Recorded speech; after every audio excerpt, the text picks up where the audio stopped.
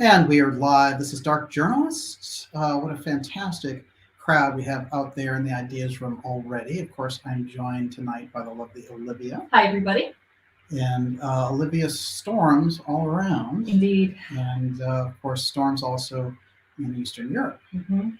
Of course, we all know that there's a state of war going on, and that really comes a lot into what I was going to do for this episode, which is all about the continuity of government program and the coups that have got us into this position.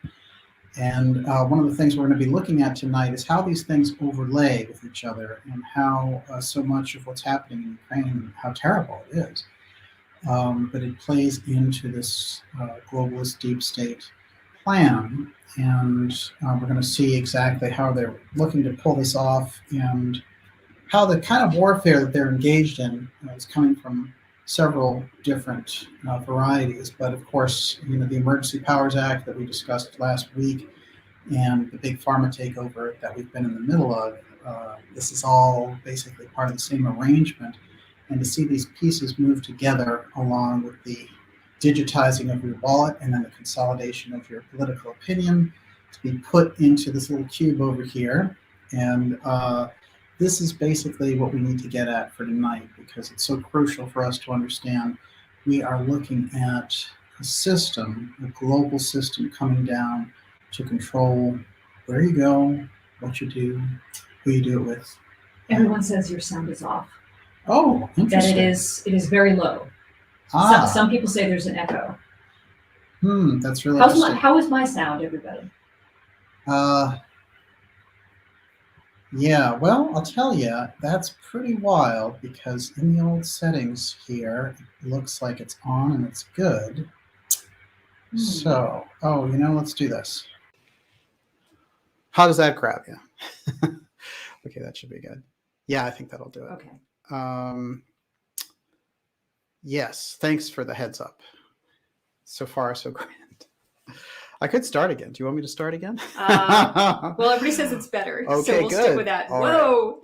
Right. Okay. Fantastic. All right, everyone. So here we are, deep now into this Ukrainian crisis that has been hoisted upon us as the result of the policies of Stepford Biden and the large group of European nations who made a very cagey arrangement there in the Ukraine. And we had, of course, the actions of President Putin and Putin's incredible reaction to this bombing his neighbor there is unbelievable. But I would also say that this has been maneuvered into position in many ways. And we also have to look beyond it. But of course, the people on the ground can't. So we're going to get to that as well tonight. But I want to see what is it that's going on in the background. And when we look at this, we have to keep in mind that the surge that's been going on for the past couple of years is based all around emergency powers. And this is where we find ourselves. We're in the domain of emergency powers. And the way that emergency powers work, especially in the 21st century, is, although many of them were devised even earlier, basically you take a very small portion of the electorate that supports something, 20, 30%. Somebody like Trudeau, for example, who used the Emergencies Act, is incredibly unpopular in his own country. And the way they do things there through the parliament allows him to be incredibly unpopular and still get in and to be the prime minister. Now, and in our case with Stepford Biden, it was very clear that he lost the election, and there was all kinds of chicanery involved there. And as we're looking at him now, sitting at about 28% approval, that's through Democratic pollsters. You can only imagine the real number is basically, 20, maybe 20% max. And part of the reason is because, we've had this incredible surge at our own borders. We've had incredible foreign policy flops, like giving the Taliban $100 billion in equipment as we ran out of there in a site worse than Vietnam. And then you have the incredible mandates and the destruction of small business, along with a number of large-scale spending that's been going on in relation to Biden and his administration. What we need to do is look beyond and see who's pulling those strings there. And so when you have the emergency powers working for you, all those bad things go away. You know, if you're dealing with 10% inflation and your numbers are down and people can't find work, then, you know, what you do is you say, well, you know, I have these emergency powers. I can rifle through anything I want. So it gives them the ability to do this. Now, war is an emergency condition. And the thing that I believe that we're going to see them building up to, and it's something we've talked about here on the X series often, is cyber attack as grounds for a blackout, especially an internet blackout. Now, I think that there's been a lot of song and dance and fear porn along these lines. I've always used the exact terms that the government uses in relation to how they would shut things down so that we can avoid just using too much fantasy involved in it. However, it is a very real possibility. And today they have now put up this whole program, which is designed to prepare infrastructure for a Russian cyber attack, as if it was already happening. And you might say, well, you know, because of all the tensions, etc. But the press campaign behind it is just off the charts. And they've been pushing this for a while. Of course, past the big pharma takeover and the, you know, we're going to track your actions. And here's this app so we can track you whenever you're with the wrong person and these types of things. There's the big push for the digital wallet and the digital ID. And this is basically a way to track the citizens and control them. There's just no getting around it. When we had Catherine Austin Fitz on last week, we were talking all about, you know, if you want to go to a particular place, if you want to drive in a certain radius, they'll keep you locked in if you're, you know, a dissident or if you're said something bad about the government. So they want that kind of power and that kind of authority. We saw in Canada the ruthless taking down of the trucker protest and then the stalking of those individuals taking part in the protest and the seizing of their bank accounts, etc. Those types of powers being asked for were extraordinary. And of course, they lifted the state of emergency because it was too unpopular. And our boy Justin would have went down a little too hard for his own good. But it was still a disgrace. I mean, come on, you know, we're looking at it. And I have to say, when we get into the Canadian aspect of this, they were kind of the test module for what they could do with this. So they put the emergency powers on for 3 days.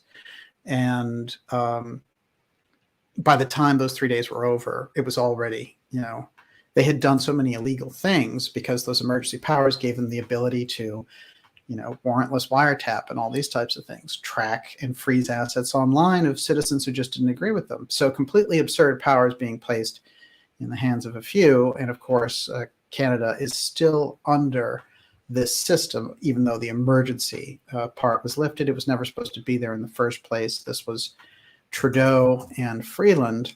And Freeland, she's very interesting. And I did a portion of the last episode on her because we're looking at somebody there who is not only the deputy prime minister, but is also the finance minister. So Trudeau created this office for her.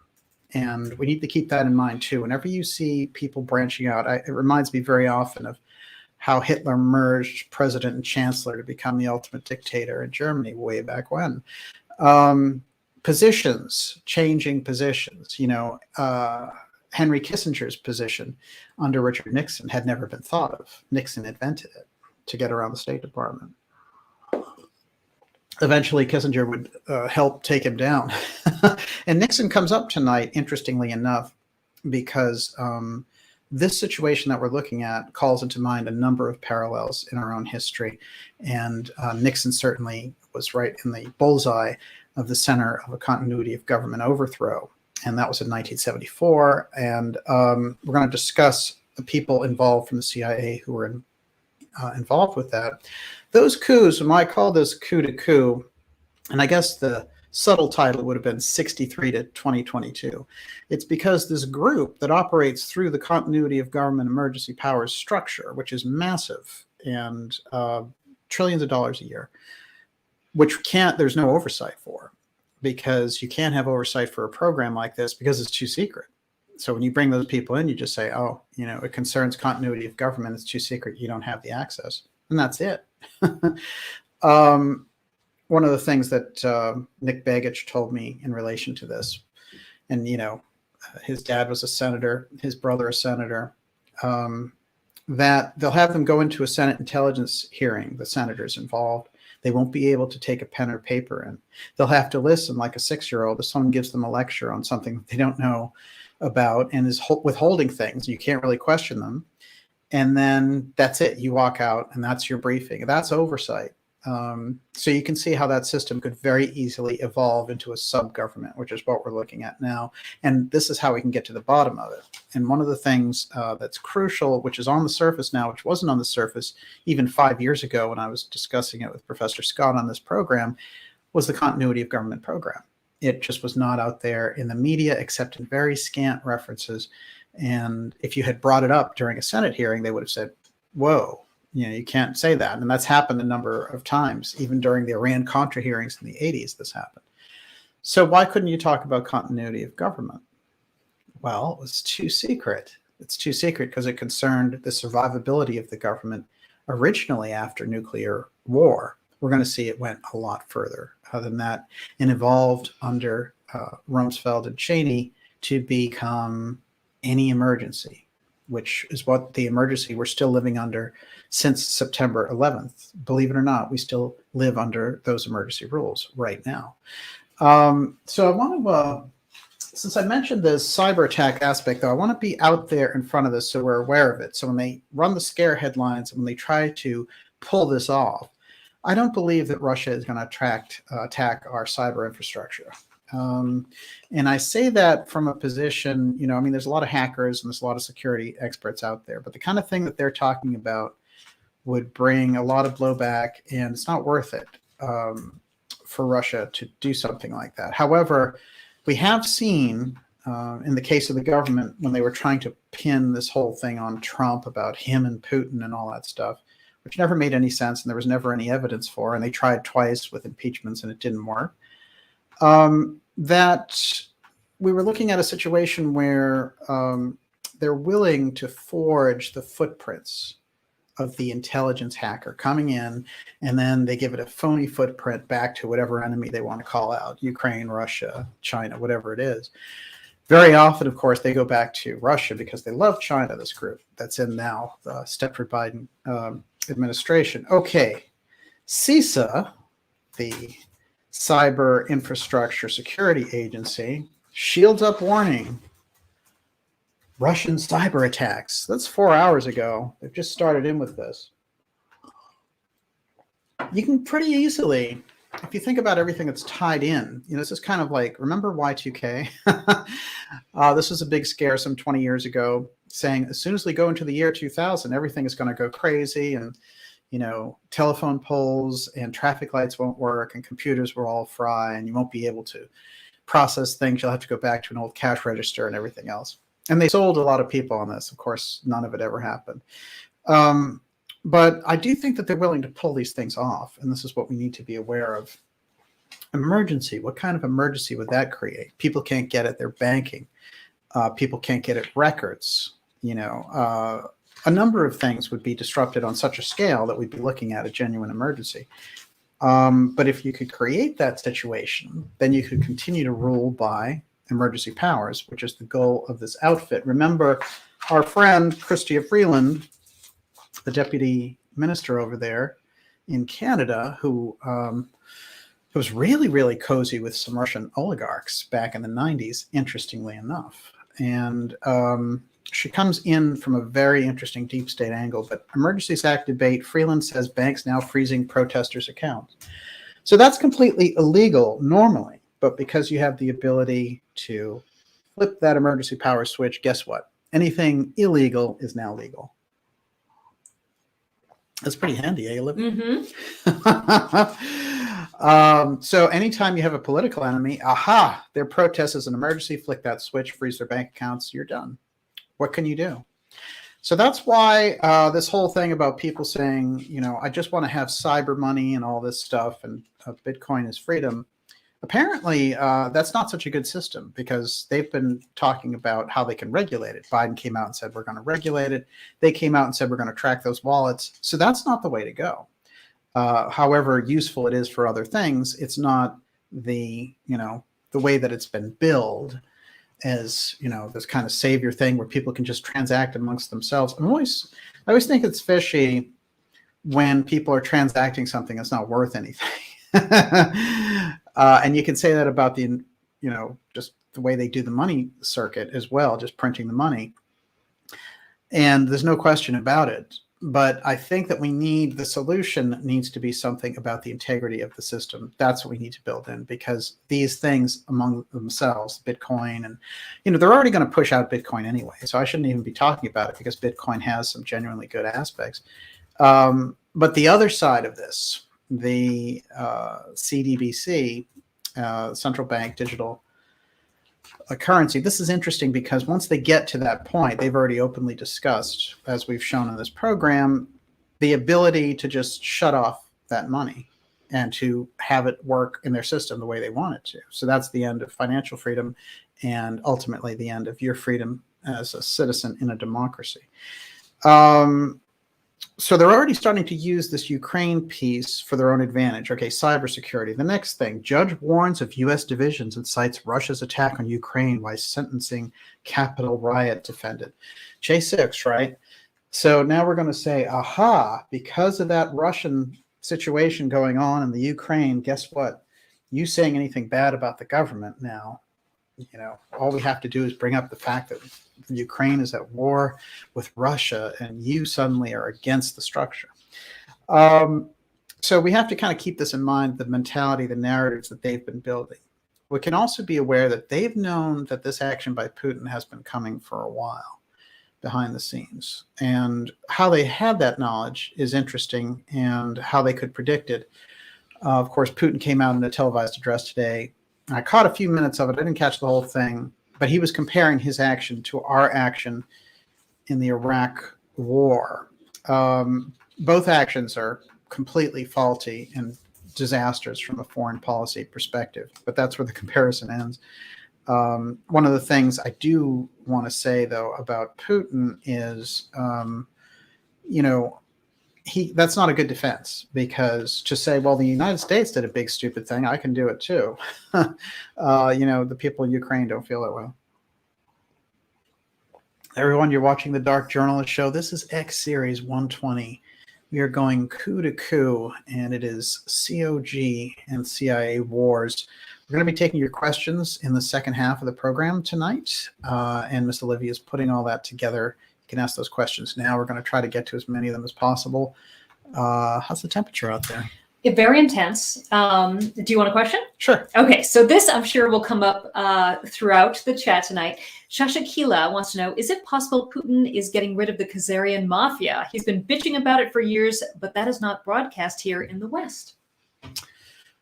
Well, I don't think the Khazarian mafia has been in the alternative sector really spelled out very well. And I also see, Putin, the member of his own mafias. So I don't see him as the kind of guy who is really on the side of the people or anything like that. I think he's just another force to be reckoned with. I do see that he's not on board with a lot of what's been going on in the New World Order push of the globalists. And they've left him out, in fact, at times, because he's done things that don't fit in, like refuse to have GMOs and have more of a traditionalist view. The problem with the Putin as savior approach, and why it doesn't work for me, is, Putin comes out of the KGB and he's a member of the World Economic Forum. He's got all those connections there. So some of the moves that he's made and some of the things that, we turned him into such a boogeyman during the Trump presidency, and it was all the Democrats could do. But the damage that that's done to our foreign policy and is largely responsible for this war that you're looking at now, because in essence, what happened during that period is that they developed such a disrespect for Russia in dialogue. It was happening during the Biden-Obama administration. And then Biden's just continuing that. But it's interesting that none of this happened during the Trump administration. Trump had a conciliatory tone toward Putin, but he was aware he also had sanctions on him and everything else. So, you have to look at this and clear out the political hacks who are guiding it. So you can say, well, I like this Democrat and they're against Putin or whatever. That's not going to do it. What you need to look at is what is the guiding structure that's making these things happen? So where's the war in Ukraine coming from, for example? And a large part of it is the idea that we were going to put NATO right on Putin's doorstep. So that created the tensions. And then he felt he wasn't getting the security assurances, and he used it as an excuse to go in there and bomb that country. And it's an indefensible war act, but it could have been, there were ways to mitigate the situation. Instead, now the military-industrial complex is going to be feeding both sides. They're going to be watching oil go through the roof. All their dreams are coming true, and all that money is going to shoot up to the top while the people on the ground suffer, and also the war conditions are created. That's the real piece to look at in here. And always, in looking at the states and the countries that are involved is one aspect, but who is really making the money? Is a famous book by Charles Hyam called Trading with the Enemy, about all these companies who were making a tremendous profit during World War II selling to the Nazis to build up the war machine. The problem is they were American companies. And this is the theme. It's kind of the archetype for the thing we're going through now. Yes. Jack says Putin is just controlled opposition, his role for the globalist team. I don't think it's that simple. I think people, everything I've seen, people really want to simplify this, right? Because it oversimplify it. Yeah. And, people can have one public role and one secret, covert role. And it's just, we're pretty helpless out here trying to figure out what's going on. I mean, we have experts in intelligence and they don't agree all the time. So, and it's a very uncomfortable position to not really understand what we're seeing and what we're seeing is even real. Yes, there is that whole dance, and there's the theater. There's a lot of theatrics going on in relation to this. The problem is the people on the ground suffer. So regardless of how good those theatrics are on top, the reality is they have to suffer on a day-to-day basis. This is why we need to expose the system of how they do these things. It's why we need to expose the pharma takeover that's been going on, the mandates, and all the incredible BS that they're backing off from now, just because they realize they're getting exposed. That is right, lockstep, neck and neck with all this other corruption involved in what we're seeing here. And, if anything, the Biden administration is excited to change the subject because their poll numbers are terrible. They've had a disastrous record on the economy. It's one of the worst starts for any administration. We're over a year into this administration and nothing good has happened. This guy is supposed to do a State of the Union on March 3rd, I think it is. And I'd like to see Stepford Biden come out there and do that because it's a pretty indefensible record. And Biden can't really finish a sentence very well anyway. For me, it's unwatchable at this point. It's tough. And so there's that part of it. And then they're sending Kamala Harris over there. And that's a really bad face. Also unwatchable. Well, she doesn't know anything about foreign policy. That's a problem. And, they should probably put her in some other part of the government because she certainly doesn't know anything about foreign policy. Okay. Here's the trend that I see. Here's the emergency piece. Here is you need us. You're going to be in a blackout and the Russians are coming. Cybersecurity threat that they've been pushing out through the Department of Homeland Security, which got a whole bunch of new powers today I'm going to talk about. Our friends with 250,000 employees over there at the Department of Homeland Security. Wow. What do you do with 250,000 employees? That's a lot of people for an agency that didn't even exist in 2001. Think about that. It was the September 11th attacks that created this machine, and now we're stuck with this thing. And between that and the long-established Central Intelligence Agency, which has been orchestrating so much of this, we are in an interesting spot because they're starting to control so much of the media and the entertainment that we see. And so it's only this open communication that we have on the internet that is creating the proper contrast to throw out their anti-freedom policies. The problem is they want to bring that internet down and rebuild it with all these safeguards in it so that you who speak the truth suddenly become disinformation people. You're not allowed on that internet. That's where they're headed. And we're going to talk about how they get there and how we can stop them. Everybody watching the X series 120, this is Coup to Coup, COG and CIA wars. Let's get into this. I'm going to do a series of these articles. Is the cyber war coming, or is it already here? This is Vox. Russia's history of destructive cyber attacks in Ukraine is raising concerns about a cyber war in the future. Okay, this is all from today. This I found interesting. Department of Homeland Security on February 3rd, about 3 weeks before all this happened, launches first ever cyber safety review board. Now you'd think for cyber security, they'd have had this review board right from the beginning, but no, they saved it until this February. Today, this is February 3rd. Today, the U.S. Department of Homeland Security announced the establishment of the Cyber Safety Review Board, CSRB, as directed in President Biden's Executive Order 14028 on improving the nation's cybersecurity. CSRB is an unprecedented public-private initiative that will bring together government and industry leaders to elevate our nation's cybersecurity. That's right. Facebook will spy on you and put you on these government lists, and then the government will be able to say, aha, you said something against us. Guess you don't get access to your bank account. The Biden-Harris administration has taken bold steps to meaningfully improve our cybersecurity resilience, said Secretary of Homeland Security Alejandro Mayorkas. At the president's direction, Department of Homeland Security is establishing the Cyber Safety Review Board to thoroughly access past events, ask the hard questions, and drive improvement across public and private sectors. Well, you're a public company, so you're not supposed to do anything in the private sector.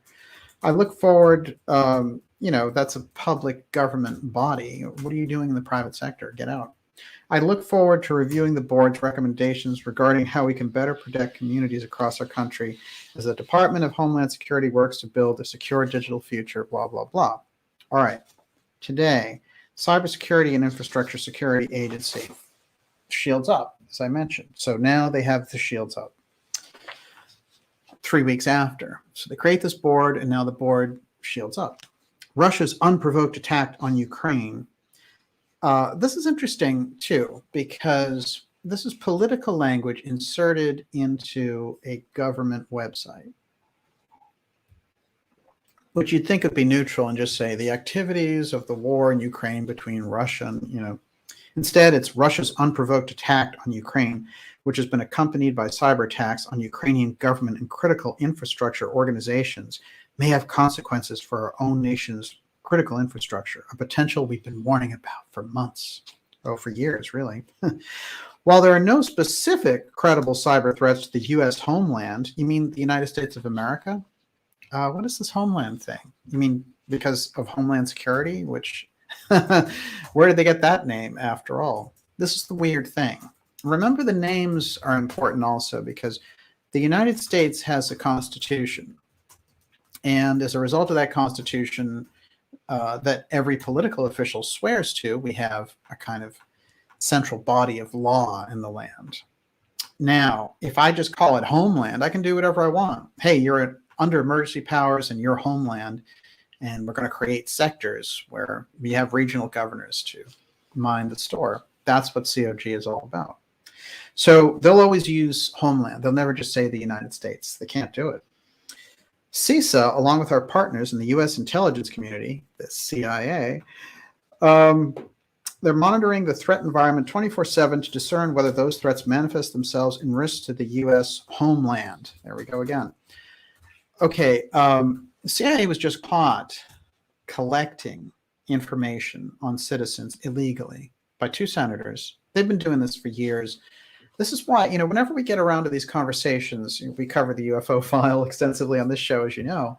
When we get into these things, And the CIA people come in and we're going to give you disclosure. Look, they're spying illegally on U.S. citizens. It's an illegal extra-constitutional agency. What part of this don't you understand? You're not going to get the truth from groups like that. Why do dummies in the UFO field start palling around with CIA people talking about disclosure? It's absurd. It's the most idiotic thing I've lived to see around the UFO field, which I've followed for years and years. They're all cozy with CIA people, as we've pointed out in this program. So there should be just a straight up policy. Let's start there. Start in that one narrow field and say, you know what? We're not going to go for any CIA misinformation in that one field, and let it spread out to all these other places, because these guys have their fingers in too many pies. So the problem with saying, hey, we're going to rely on the intelligence community to tell us when this emergency is incoming, is they've been caught doing all these illegal things themselves. So the idea of them creating a false emergency for purposes unknown is very high, wouldn't you say? Actually, what should be happening is the Central Intelligence Agency should be being investigated on a case-by-case basis for all these violations. That's more like it. I actually have the story here, and I'm going to read it tonight, about their egregious cataloging of regular citizens' data, which they have nothing to do with. And they got caught again. They've done this for years. All right, let's keep going with these headlines and the cyber threat and the emergency powers that are going to be cited to justify it. DHS designated as the lead federal agency to respond to Russia-related impacts in the United States. That is from yesterday. So the Department of Homeland Security now is in charge of all the cyber attack stuff in relation to our friends in Russia. The president has designated the Department of Homeland Security to lead federal agencies to coordinate domestic preparedness and response efforts related to the current Russia-Ukraine crisis. The lead federal agency, DHS, has established a unified coordination group to ensure unity of effort across the federal government in preparing for and responding to possible threats to the homeland, not to the United States, to the homeland. Develop and pursue strategic objectives and priorities, coordinate with federal, state, and local officials. The Cyber Security and Infrastructure Security Agency's Shields Up webpage provides information on how to improve their cybersecurity. So you get the idea. That one directly from a government website, the CISO website. All right, here's some more. Let's keep rolling with this. CNBC. The world is bracing for a global cyber war as Russia invades Ukraine. So they want this part. This is what, you might say that when you need to warn the public about something, there might be heightened tensions. So, we'll have an extra eye on this. Instead, it's blaring headlines everywhere, which means they want everyone on board with it. And then they'll say, well, what can I do, in order to stave off this cyber security threat? And they'll say, oh, keep 6 feet apart from each other, wear a mask, spray your hands, whatever it is to get you on board. I'm sure they have a new version of this going on. Okay. In recent weeks, Ukraine has been hit with numerous cyber attacks targeting its government and banking system, and experts have blamed Russia. So we don't know who's doing that, but it could very well be Russia since they went in there and bombed them, So it probably is. The idea that a Russian hack would come over here is different. The onslaught of attacks has led to fears of a wider digital conflict. Researchers say a cyber war between Russia and the West is possible. Okay. Now, an incident happened where NVIDIA, who makes computer chips, were hacked yesterday. And immediately, the headline was, unclear if NVIDIA's cyber incident tied to Russia-Ukraine. So already anything that happens now that's in relation to a hacker is going to be because of the Russians and Ukraine. So this is what they've got out of this. So they might have said, all right, well, it's bad strategic positioning for us that Russia can go in there and take out the leaders that we've installed there. And we're not going to send troops in because we've tempted him to go do this. But now we have the ultimate piece that we can use on our own population, which is anything that happens that we don't like, we can call it a Russian hack and slowly but surely boot those undesirables off the internet who are giving us such a hard time. This is where so much of this is going. I've got more. What Americans should do to prepare for Russian cyber attacks. This is the Atlantic. Already pushing this. And, you know, like I said, you can imagine what their suggestions are going to be. It's going to be some kind of weird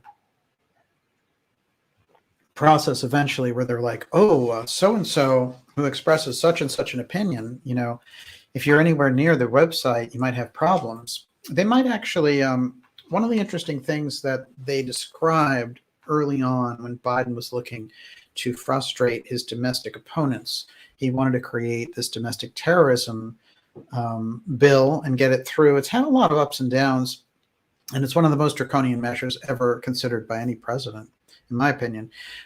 Completely psychotic. But one of the things that was in there was the ability to take a dissident website, that is somebody who's really against the state, right? In this case, they might take somebody from the alternative media and say, oh, you know, this guy's really exposing us. Let's just make him into one of these domestic terrorists. Then people going to that website wouldn't have the ability to view the content that's on the website, and the person who is putting the information up also wouldn't be able to, you know, they wouldn't be able to process their information. But eventually, the other piece of this that they were contemplating in the legislation was to confound the communications of the people involved. So those people that they've decided would be undesirable on the internet suddenly couldn't send emails. And they create two classes of people: those who were kissing up to the establishment, the pharma takeover and wars overseas and all the rest, versus people who are calling it out. The people who are calling it out become an underclass, very much like what they called anti-vax people, who are just people who are soundly questioning the medical efficacy of a particular treatment. So they like to create these second-class citizens, and when they do that, they have the ability to take their rights away. And that's what the goal is, because they can't have everybody having the same rights. The people that they don't agree with, they don't want those people having the right to call them out, because it's going to keep them in this position where they only have 20, 30% support. So they're perpetually in the cycle of trying to get rid of those people and get rid of their voices out there. That's where the mainstream media really has let the American public down and the public around the world, because the media is supposed to be an organ that has the ability to do this and to call truth to power. Instead, what we're seeing is they've been bought out long ago, and it's the last holdout on all this is the alternative media, flaws and all. And now they're trying to figure out ways they can get rid of that. Everyone, you're watching the Dark Journalist Show. We're here in X Series 120, talking about continuity of government, cyber threats, the CIA wars. We're going to be taking your questions in the second half of the program, and I'm going to go through specific examples of these continuity of government takeovers in the past, the coup piece of this. Miss Olivia, how are we doing out there? Good. Kontiki Man says, Biden told Putin 16 critical infrastructure entities were off limits in June 2021. Cyber groups are taking matters into their hands. Could this trigger NATO Article 5 unscripted? Yeah, the piece about them taking it into their own hands is interesting. I think that they're looking for any way to hem in Russia. They've been doing this for a while, and they've developed a hostile atmosphere. Russia has its own issues, and Putin is not a savior for the East or the West. However, you have to get real that we've put the Russians in a position over and over again since the Obama administration. The Obama administration and Hillary, they came up with this idea. Interestingly enough, when we came up with the whole idea through the media that, oh, everything is a Russian plot and Trump's in bed with Russia and all this stuff, and they try to impeach Trump for it, however you feel about that, it was a complete farce. If you read it through now, all of them, the fantasies of Rachel Maddow and all that stuff, all turned out to be bogus. And they all turned out to be paid operatives of the Hillary campaign that were spreading that information. That's just on the record. And now with Durham's hardcore report on that, which took years to come out, they're finally getting the bottom line on it. However, so much of the statute of limitations is gone, and so the people involved probably won't be prosecuted, unfortunately. But nonetheless, the people who were pushing the lies involved in that, which involved all kinds of people, not just Trump, and it was all a lie. So you have to look at situations like that and say, by creating this atmosphere and poisoning the atmosphere with Russia, that's kind of what's landed us in this position now. I mean, when we think back to all the way back to what our grandparents went through with the Cuban Missile Crisis, think about that. President Kennedy had the ability to bomb the hell out of them. Cuba was tiny, we were huge, and the Russians didn't have much of a stronghold in there. But as a result of running a blockade when they put nuclear missiles in Cuba, he was able to, over 13 days, negotiate a settlement so that, we didn't end up having a nuclear war and blowing the world up. That's kind of the type of diplomacy that we needed in this situation. We didn't get it. We got the idea out there that we were going to put NATO on Putin's doorstep. And Putin now has played into these plans, and he's created acts of aggression against Ukraine. So Ukraine is the one that takes it in the end, because the U.S. was maneuvering it on one hand, and Putin is coming in with his troops on the other. So the people in Ukraine are the ones who end up taking the slack, unfortunately. But we need to undo that game and see that so many of the forces in our country, the MSNBCs, the CNNs, the people who pushed this and created this entire situation. It's one thing to have an opinion about a world leader, but to create a false meme narrative that Trump was involved with Putin and Putin was pulling his strings when there was no proof for it, and running phony impeachments that cost millions of dollars to the American people to try to go after your political enemies should have a price. And Pelosi and those types should be paying it. And unfortunately, the news is just on to the next cycle because predominantly it's a liberal press. And so that's a big problem that we're facing in this country, but it's created this poisoned well atmosphere. And as I said, both America and the West and Putin are using Ukraine for their own purposes. And that's really the thing that needs to be called out more than anything else. All right. Let's look at some of this propaganda that the Atlantic put out. Russia has launched a full-scale invasion of Ukraine, sending troops over the border and shelling cities across the country. True. Already dozens of Ukrainian soldiers have been killed in the assault, and millions more people in the region are now in mortal danger.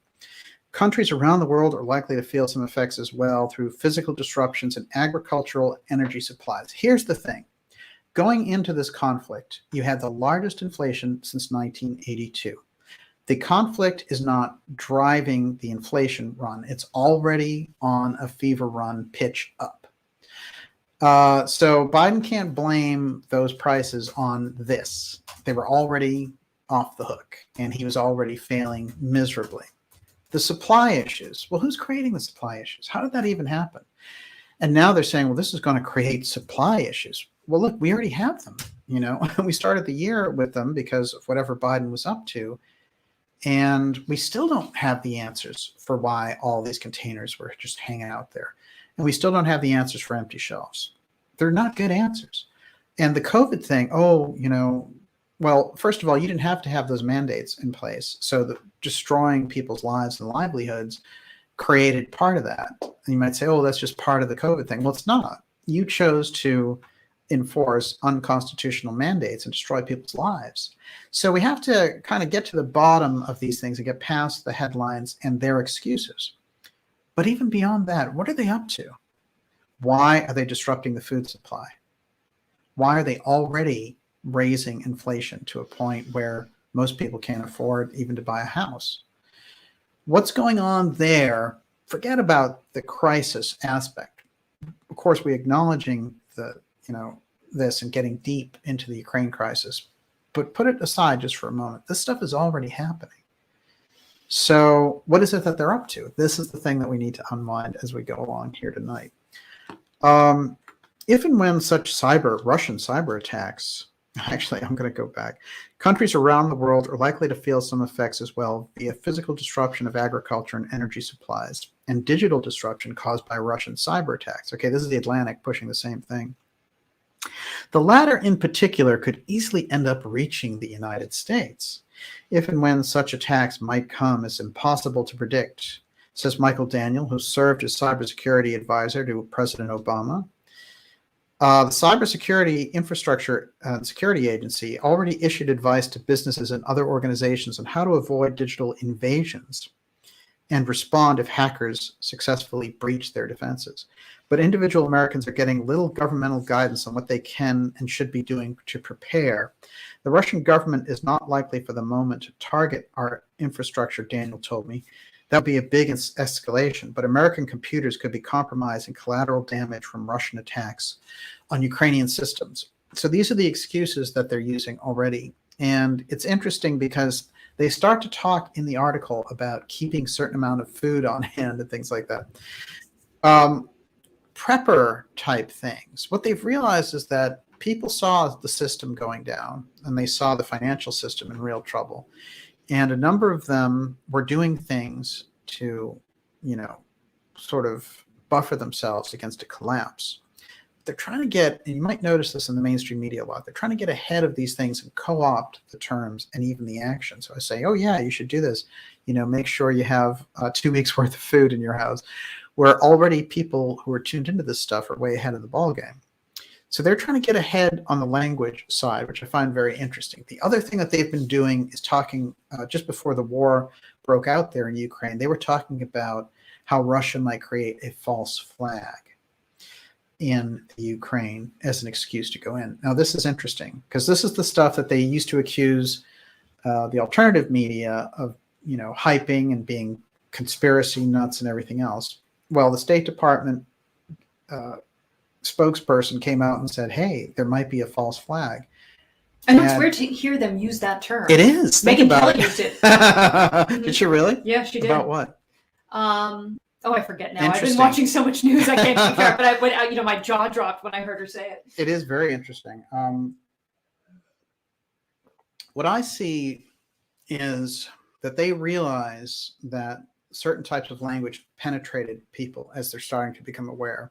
So now they need to pretend that, we've been talking about that all along. Hey, continuity of government. Hey, that's something that Nancy Pelosi talked about last summer.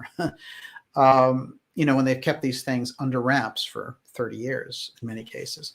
Now they'll co-opt the language so that they can't be accused of hiding the facts. This is crucial. Let's keep going with this. Will Americans buy into Biden's ambitious domestic terrorism plan? This is the other side of that coin.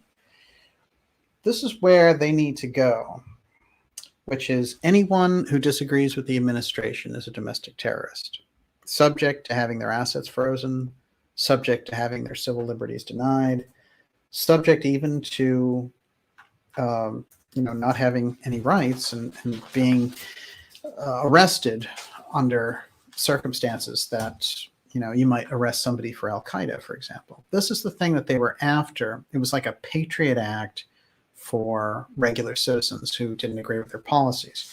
And they were driven largely by psychos at MSNBC, like $40 million a year, Rachel Maddow, because she's getting paid so much to create all the false narratives about Russia and to create the whole false Trump impeachment narrative and to create the whole false domestic terrorism thing. And then the whole thing about, if you take the vaccine, by the way, you can't spread it to anybody else. And then that was immediately proved false. So as long as they have those people positioned and people think, that's the news, I'm getting the news, this is what, I'm being told. And if anything was amiss, these people would be telling me. So that system, even though a lot of people have gotten out of it and gotten over into something in the alternative media, or like the kind of work that we're putting out here with dark journalism, but there's too many people still in that system, and they're still pumping too much money into that system. So it still has that impact. And so just like we saw with what they did with the COVID op, largely they were able to create all kinds of spectacles and then 2 years later walk most of them back. And you'll have the same people there's this one woman, of course, Dr. Wen, who lives up here. My favorite. And, CNN uses her as the medical expert. It's a very unusual character because she will literally lie directly into the camera and then a week later say exact opposite. And this is supposed to be a medical authority, but instead she's a real plant for that group. So when we think about these things, we have to keep our wits about us in terms of what we are receiving in terms of output, especially about the Russian-Ukraine war, because the whole goal is to create an emergency situation like a blackout, like a cybersecurity issue that would affect everything, cause an emergency, and give them continuity of government powers. That's what they're after. This is where they're going. And thank God our friend Trudeau was such a greedy little guy, because he gave us the heads up that the emergency powers were going to be invoked. And he did it with good old Christia behind him. Everyone, you're watching the Dark Journalist Show. Whew, we're going deep now into the coup to coup, COG, CIA wars, and the emergency powers that they're trying to invoke through continuity of government. We're going to be taking your questions in the second half of the show. For this part, I'm going to go through, well, before I do that, I want to remind you to go to darkjournalist.com and sign up for our newsletter. It's a free newsletter, but it keeps us in touch with each other with the massive, and I mean massive, just remarkable censorship that we've been seeing, that we should have these systems in place where we can directly communicate. And basically, you'll get the newsletter once a week. It'll let you know about the incredible episodes that we have coming up for you, including the one that's out there right now for subscribers, which is the second part of our Catherine Austin Fitts interview, which is remarkable. And I highly suggest that you sign on for that. Of course, part one we put out to the public. And I'm really working. How long is the Catherine Austin Fitts part 2? That's for subscribers. Oh, it's like an hour and a half. Yeah. It's like an hour and a half. It's remarkable, really. I highly recommend it. And I'm going to be doing more with Catherine shortly here. We have some things are happening so quickly, you're going to have to. Exactly. Well, we have some great interviews coming up, some great documentary work and things for you guys out there. Excellent X-Series episodes coming up. So that newsletter is kind of the pipeline for the whole thing. So make sure you go to darkjournalist.com and sign up for that. And again, it's a free newsletter. Okay. Can I throw you a question? Yeah, sure. This is such an intriguing question. So Rosterman the Seer says, haven't ETs said they won't allow any more nuclear explosions here on Earth? Well, there's all kinds of contact cases where they say that they got involved because we were setting off nukes. And those communications, especially in the 50s and things, there's a long history of this. It makes sense in many ways that it was the nuclear era that really brought so much of the UFO reality to the surface. There were a lot of sightings before as well. It's just in our culture, we didn't really acknowledge it until 47. And the whole thing about crashes and all the rest of it. There's a very well-documented crash from Cape Girardeau, Missouri, which is where Harry Truman was the senator in 1941. That predates the Roswell incident by 6 years, if you can imagine. So these things were happening substantially way before the UFO era happened. And then there's the Foo Fighters in World War II. That's also previous to Roswell. But this idea that we were moving into a phase that, where we could blow the planet up, would cause other groups to be extra concerned. So yeah, I do feel in terms of them preventing it, it's quite interesting because there's a large history of UFO sightings where they're right over nuclear bases and shutting off missiles. Yes. So which would seem to indicate that they say some concern. Yes. And of course the CIA people who are pushing the UFO threat, their whole thing is that, oh, that's part of the threat. They can shut off our nukes. It's a very simple rule, I think, with the CIA in the UFO field. No CIA in the UFO field. Doesn't that feel a lot better? So, now what they're doing is they're coming out. I need to talk to you for this for a second. You know so much about contact cases and people who get abducted and then have regressions and then, they have these experiences, and it's coming from a particular place. Now, Elizondo is starting to hint that he has these extra abilities, right? And he's the CIA guy who came out and said that he was the head of this secret UFO program. Well, interestingly enough, Jim Semivan, who was the CIA director for 25 years, he's part of the directorate, not the actual director, but he's a very high-level CIA figure, and who was a key person to the Stars Academy. He actually created the corporation with Tom DeLonge and Elizondo. He claims now that he had experiences with beings. He had contacts with beings. And now this Ramirez guy, he's a CIA guy. He came out and he's like, oh, I was abducted and placed on a table and had all these things done to me. I mean, do you really think that people are going to buy this, CIA? Really, this is remarkable. So you're going to come in on the experiencer side and be like, oh, hey, great CIA agents who had experiences with aliens, tell us all about it, and be the chief authorities. And then they'll run these people around the way they've been running Elizondo. Isn't that shameless? You know how you can tell whether something's bullshit or not? Yes. It's when the narrative changes, right? COVID has taught us a lot. Right? Yes. And, you come out with and Corey Good taught us a lot, right? You come out with a story and you have a complete story and you don't hold back. And that's, you've interviewed people who are for real, right? And their narrative doesn't shift, it doesn't change, it doesn't evolve, it doesn't become more exotic, right? It's all there in one piece. When year after year it changes because they have to, I don't know, it has to get more sexy and exciting as time goes on to keep people's interest. Then it's bullshit. Right. Suddenly it's Psychic Lou leading the masses. When you see this, I mean, I think it's a very simple formula. Throw the CIA out of the UFO field. How's that? Doesn't it feel good? There's so many things we're uncertain about. It feels really good to be certain about that. There it is. No CIA in the UFO field. All right, well, let's get into some of the things the CIA has done. Let's remember that the CIA was created by Harry Truman. He originally rejected the idea of creating the Central Intelligence Agency because after the war, they wanted a peacetime OSS. And the OSS had already done some questionable things under Wild Bill Donovan. And but they had the excuse of, hey, this is war, so war is hell, and we'll do whatever we can.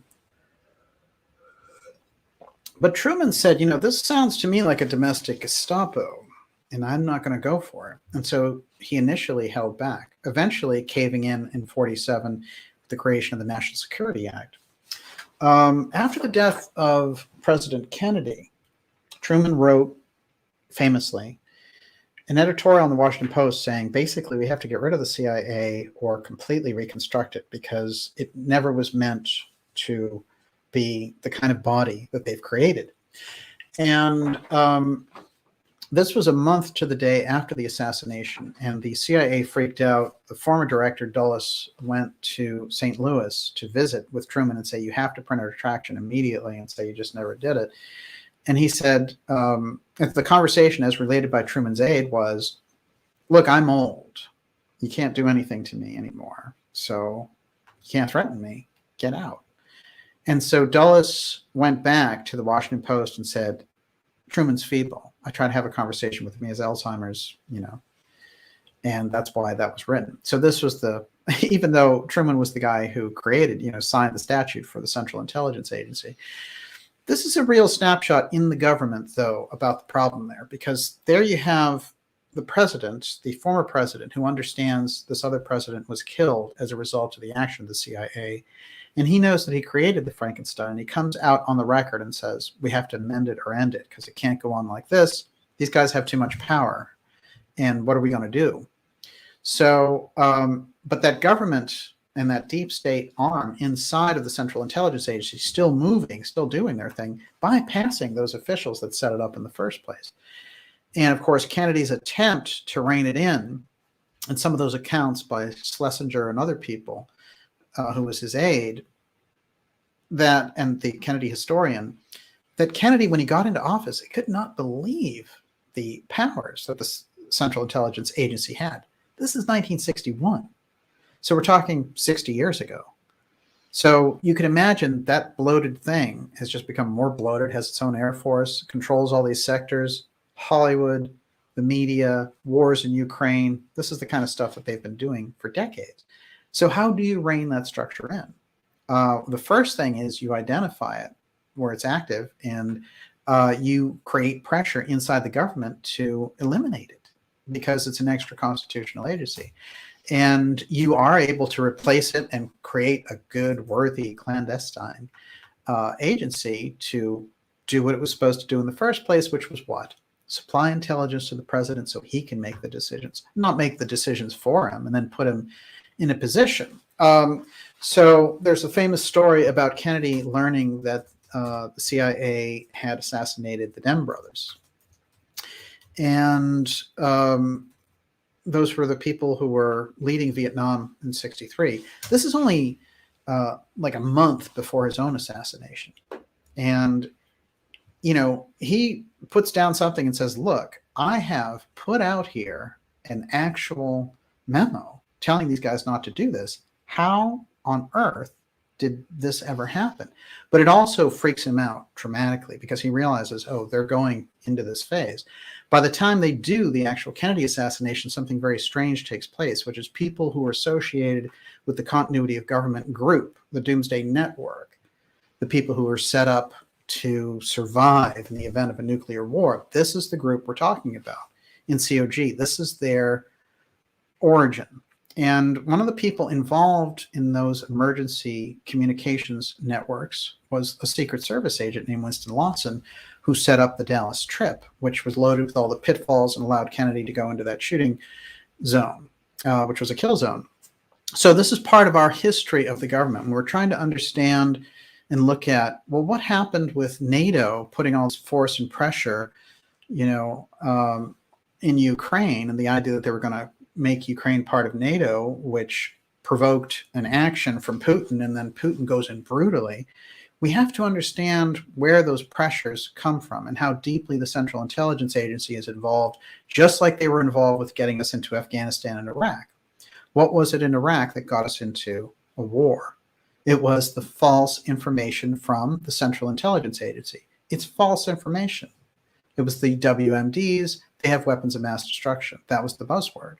So that got us in there. So instead of the, they had apologies at the end. The CIA said, we're sorry we gave you faulty intelligence. Well, explain that to the soldiers that went over there and got killed, or the hundreds of thousands of Iraqis who are dead as a result of your faulty intelligence. So, that just doesn't cut it. The fact that the whole thing wasn't torn down and reformed for lying like that. Because we have to remember their motivations as an agency come from the fact that they were born out of not a military edge. They were born out of New York law firms that dealt with international finance, like Sullivan and Cromwell. That's where the real push and the impetus for the Central Intelligence Agency came from. They wanted the ability, and of course I always cite Professor Scott's work on this, but they wanted the ability, if they set up oil fields in Kazakhstan, for example, that if, there was a revolution there, that they wouldn't lose all their money and all their oil fields wouldn't go away. So they wanted the ability for an agency to be able to create political climate for them to be able to thrive under these circumstances. So that needs to be called out, because now it's gone so global. And when we look at something like what happened in Canada, the continuity of government program now, it's not just an American piece. Everyone's trying to use the emergency powers to suppress their citizens. Australia tried to use it, and it ended up that they only had 83 cases during the whole COVID wave. This is the real medical information that came out. Wasn't that 83? I think that was the number. Mm-hmm. Something ridiculously infinitesimal like that. So, we have to remember the stakes that are involved. And if we can keep some of that history in mind, we'll get it. So the fact that Lawson, who was from the Central Intelligence, was from the Secret Service, but part of that continuity of government apparatus, and actually used the emergency network during the assassination in setting up the presidential motorcade, is very significant. But then it goes further, because every major deep event, as Professor Scott found, in American history kept involving continuity of government players. And I was reading one which is particularly interesting because James McCord was a deep CIA player, but he is best known as one of the Watergate burglars. But this guy, there are two very heavy continuity of government players in the Nixon Watergate crisis. One of them is John Dean, who he and his girlfriend both worked for the continuity of government people. And so he was involved in taking down the president. But James McCord also was involved in it. And I wanted to get really specific about it because I'd heard this on a number of occasions. This is the actual document that cites it. And they're talking about the setup in the early 70s about how they are tightening up and including HUD of all agencies as part of the continuity of government program. But one of the things I found interesting, and this is in a book called Continuity of Government Program by Douglas Campbell, but the book I recommend on this is American Deep State by Professor Scott. But what it says is the plans would involve basically monitoring a number of citizens, not just surviving in the case of a nuclear attack. They were like, well, any emergency. Let's suppose the emergency is a war that we don't want. We want to be able to track citizens and throw dissidents in jail. This is where this part of COG got shaped, and we hear so much about this now. It reminds me very much of the Canadian situation when they were saying we shouldn't tolerate these people's views. You know, it's like this other group over here, if they have views like this, we shouldn't tolerate. Oh, what does that mean? What if you're not tolerating them? What happens then? That sounds like Hitler language, doesn't it? We have to ask Trudeau what he meant. Okay, Moorhead says, Moorhead is the person giving the report. James, yes. Let's be clear about that. Moorhead? Moorhead said James W. McCord Jr., who was arrested as part of the Watergate scandal, see June 17th, 1972, was one of the several individuals responsible for drafting the continuity of government plans. Moorhead alleges McCord developed a national watch list as part of the program. This is very interesting. The national watch list now, it's so easy to achieve with the digital setup and the social media living that we have. But you can imagine in 1972, when they were sort of fine-tuning this program, they were like, we have a massive anti-war protest movement. What can we do to, you know, if we have to call that emergency, we would be able to grab all those dissidents and all those people who didn't agree with the government, the John Lennon types, and just throw them in prison, basically, because they're against the government. This became part of the continuity of government setup. Wasn't part of it before. Just like in the 80s, they changed it from nuclear emergency to emergency. That's also very crucial. The people who did that were former Nixon alumni, Cheney and Rumsfeld. So let's keep that in mind as we go along here. And they call that reorganization plan number 1. 1973 proposal abolishment of the Office of Emergency Preparedness, and they consolidated it into HUD and GSA. But McCord is interesting because it reminds me of a story that was going around during the Kennedy assassination, which was all about Ed Lansdale. And Ed Lansdale was between the CIA and the Air Force, the top people. And everywhere that Lansdale would go, there would be a gigantic overthrow of a leader, and they would keep installing the people that they wanted in Southeast Asia. But Lansdale, if you really track him back, his history gives us a lot to really think about, because during the OSS period, he was one of the first people to experiment with drugs on prisoners to see what kind of reactions he could get. And it became the basis of the MKUltra program that was launched in the 50s when they had LSD and everything else.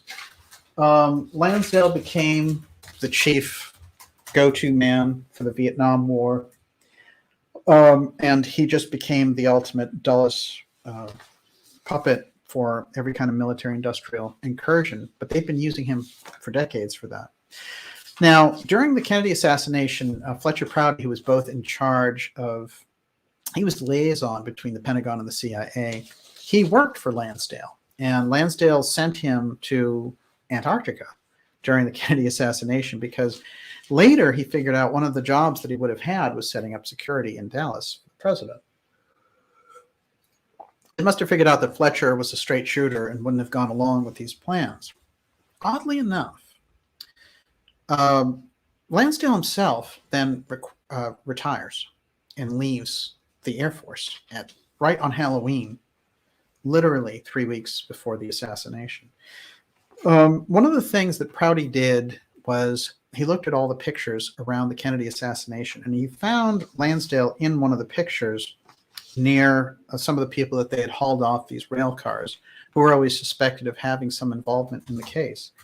That is actually one of the famous pictures of Lansdale walking by the tramps, and there were a lot of identifications of Lansdale from different military authorities who had retired that Prouty went to and said, we worked with this guy. What do you think he was doing here during the Kennedy assassination? This is only 25 minutes after the assassination, and the police are walking these figures in, and there's Lansdale in the back, somehow reassuring them or telling them things are going to be okay. Now, interestingly enough, in the Kennedy assassination case, you had the entire cabinet on their way to Asia. So if anything had gone wrong during the Kennedy assassination, the coup that was taking place here, and the involvement of the continuity of government players, that group, the entire cabinet's already on their way over to Asia. And what happens is they stop in Hawaii. And the weird thing is, one of the things I learned was that when the assassination happens, all their talks change. Everything that they're laying out, the Kennedy agenda, it all stops. And they actually change the names of the presentations and the things that they're working on. It's a very unusual set of circumstances. One of the weird things is that even though they don't make it to Japan, which is where they were going to have the first conference, they turn back once they're en route from Hawaii to Japan. But the newspapers in Japan had already prepared stories of them being there and giving speeches and all the rest, and they ran them because they were there, even though they never even touched down. So something in the world information broadcast chain was being interfered with. Now, Lansdale is very interesting, and I'll go and do a deeper history in another episode on him. But I find it fascinating that here is this person who was so good and so well specialized at overthrowing other governments and had worked for the CIA in doing that, and had been involved with, tracking down the Japanese leadership after the war, and was just such a deep state player himself. His presence was walking through Dealey Plaza, making sure his job, everything's going all right there. There's a lot of interesting things in relation to the case that aren't often talked about, including the fact that the Army went through in tanks the night before through Dallas and supposedly distributing toys for kind of like a Toys for Tots program. But obviously they were laying out the possibility of, if there's an emergency and people figure out that there's a group inside the government that killed the president, we'll need to be able to say, it's martial law and the Soviets did it or something. So we need to keep these pieces in mind as we thread it through. So if we go from the first coup in 1963, then we go through the second one, which is Nixon. And again, those continuity of government players, McCord and Dean. And Dean, remember, was Nixon's lawyer. The idea of him unraveling Nixon is quite remarkable. So there have been a number of researchers, and this is the 50th anniversary of Watergate that's coming up here in June, but a number of researchers have said they were going to do the same thing with Nixon, because at a certain point, even Nixon became uncontrollable for this group. And the people who were involved with COG, again, were deeply involved in, one, participating in Watergate, which is McCord, and then two, in exposing Watergate so that Nixon would have to resign, John Dean. So these players have been involved on a deep level. Iran-Contra, Ollie North. He's the main person who sets up the new COG for Reagan in the 1980s. And then when we look at that situation, he's the person who's in charge of what? The Doomsday Network. The Doomsday Network is that radio network that they will use to communicate with each other under the circumstances of a nuclear attack. But it's so secret, you're not going to be able to track the communications that are involved there. So this is how we need to understand and really think about North. Yes, what do you got? Do you really want me to read it? Sure. Okay, Lawrence of Aragon says, I'm pissed off. 2 weeks ago, my unvaxxed ass was the biggest problem in America. Now I'm nobody. That's great. Everyone, you're watching the Dark Journalist Show. Whew, we're going deep now, and we're looking at where this series of COG coups have occurred in the history here in America, and how this is now going global in this continuity of government group, and the emergency powers dictates that are being seized by dictators around the world, like those in New Zealand and Australia. And, you know, I know they're starting to give up a lot of these emergency powers now. They activated them and they held us under them. And I don't believe they'll give them up for long. That's the thing, because they have their test data now. So the next things they were thinking, I believe, oh, we're going to be able to use a climate authority, and those will be our emergencies. Something strange has happened here with their timing, and there are people who predicted that this would go down. Interestingly enough, Alex Jones, of all people, whatever you might think of Alex, he predicted in October that there was going to be a war in February. So that intel was moving around. Somebody knew that this part was going to go down. And also, you notice the sudden pivot of the Biden administration, who was completely down in the dumps after Afghanistan, inflation, and whatever other disaster they had in their first year. Now they're all over. They love this, right? It's a war. People rally around the president. People do love war. Yeah. Oh, yeah. Yeah, I mean, they don't. But no. I mean, there's some. It makes things very clear, right? Right. They like the clear-cut thing of, oh, I need to, back up my guy against this other guy. So I guess the snapshot there, to kind of round out the early section of the coups, is that those two bodies, the Central Intelligence Agency and the executive branch, represent, depending on who's running them at the time, represent these two groups in action, which is that first split that took place, and it happened between Dulles and JFK.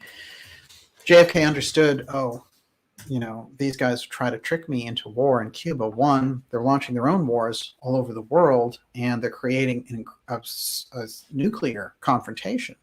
So he gets the opportunity to fire them after the Bay of Pigs. And Dulles comes in and says, you can't fire me. I've had this position over a decade. It's not going to happen. And Kennedy says, look, if this was the UK, I'd have to go. But it's America, you have to go. This is the attitude that we need for these leaders who have gone over the line.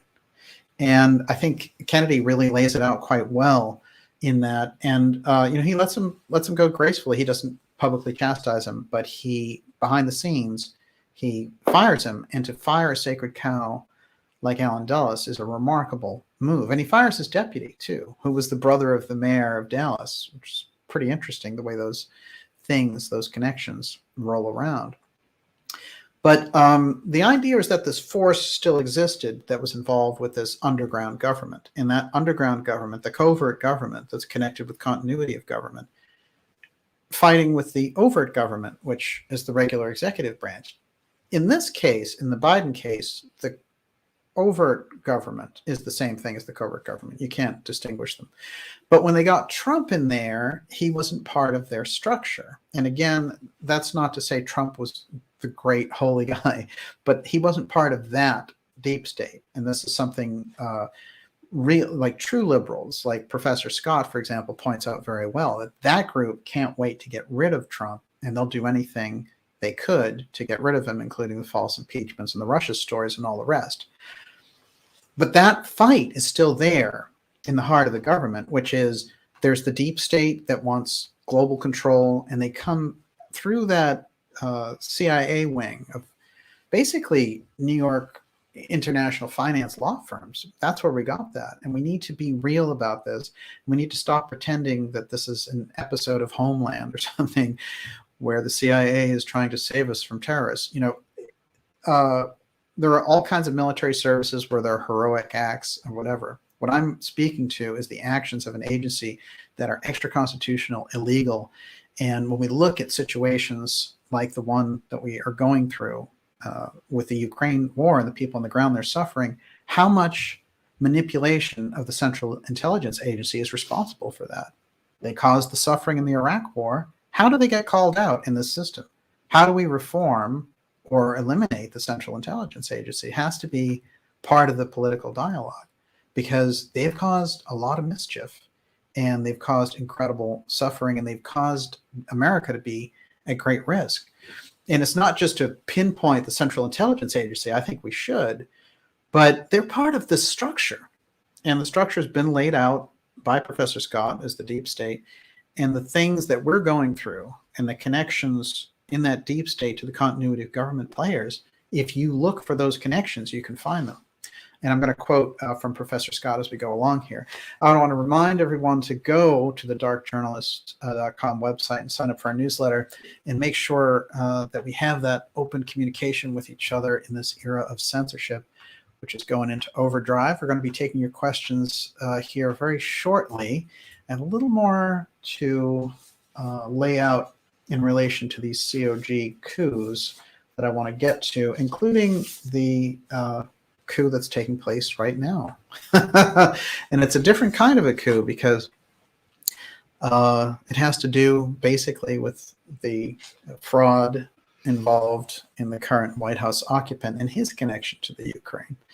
Everyone, I also want to say that, in terms of your questions, like, we'll try to get as many of them in tonight on this as possible, and we'll try to stay as much on topic as possible. Let's, what do you got over there? Wendy Eater says, can DJ explain if there's a difference between COG and martial law? Well, here's how COG works. It's a good question. Continuity government kicks in. It's a system that kicks in, and it requires an emergency to make it active. Now, we live under, it was activated during September 11th, so we still live under emergency powers since the September 11th attacks. Every president signs it. Trump signed it. Obama signed it. Bush definitely signed it gleefully. But the idea is that as long as that emergency exists, they can do a number of illegal things because they're using the Emergency Powers Act. Now, they tie it to the NDAA, which is the National Defense Authorization. And that NDAA is contains close to $1 trillion for the military every year, even though we haven't been at war. This might pull us into an actual ground war, but we haven't been at war. So the idea of giving these guys $1 trillion a year, it's very strange. But you know what? Every year there's no opposition on either side. Those Democrats, those Republicans, they love each other when they're signing the NDAA. They have problems with each other throughout the rest of the year, but hey, something about that NDA really gets them going, because they're all involved in the military slush money one way or another, and the military has that incredible power. But I want to say that it's not the military per se, it is the defense contractors, because it's Boeing that's getting that money. It's Lockheed Martin that's getting that money.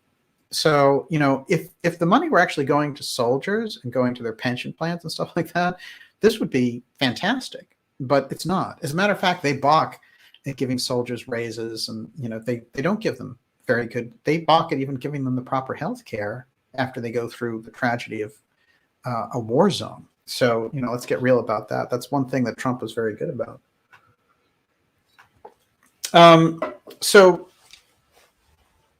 continuity government gets triggered, and then what happens is NORTHCOM, which is the Northern Command Post, they become the combatant commanders of the United States. So the president stands down, and the combatant commander general takes over. And his name is Van Herk. I've done a lot of, kind of profiling of him, and I'm still looking for more information. But Van Herk, as the leader of NORTHCOM, automatically becomes the leader of the United States during continuity of government. If COG is activated, than the regular rules of, well, we go to the vice president, then we go to the Speaker of the House, and that whole thing, and the Secretary of State. That all gets rubbed out.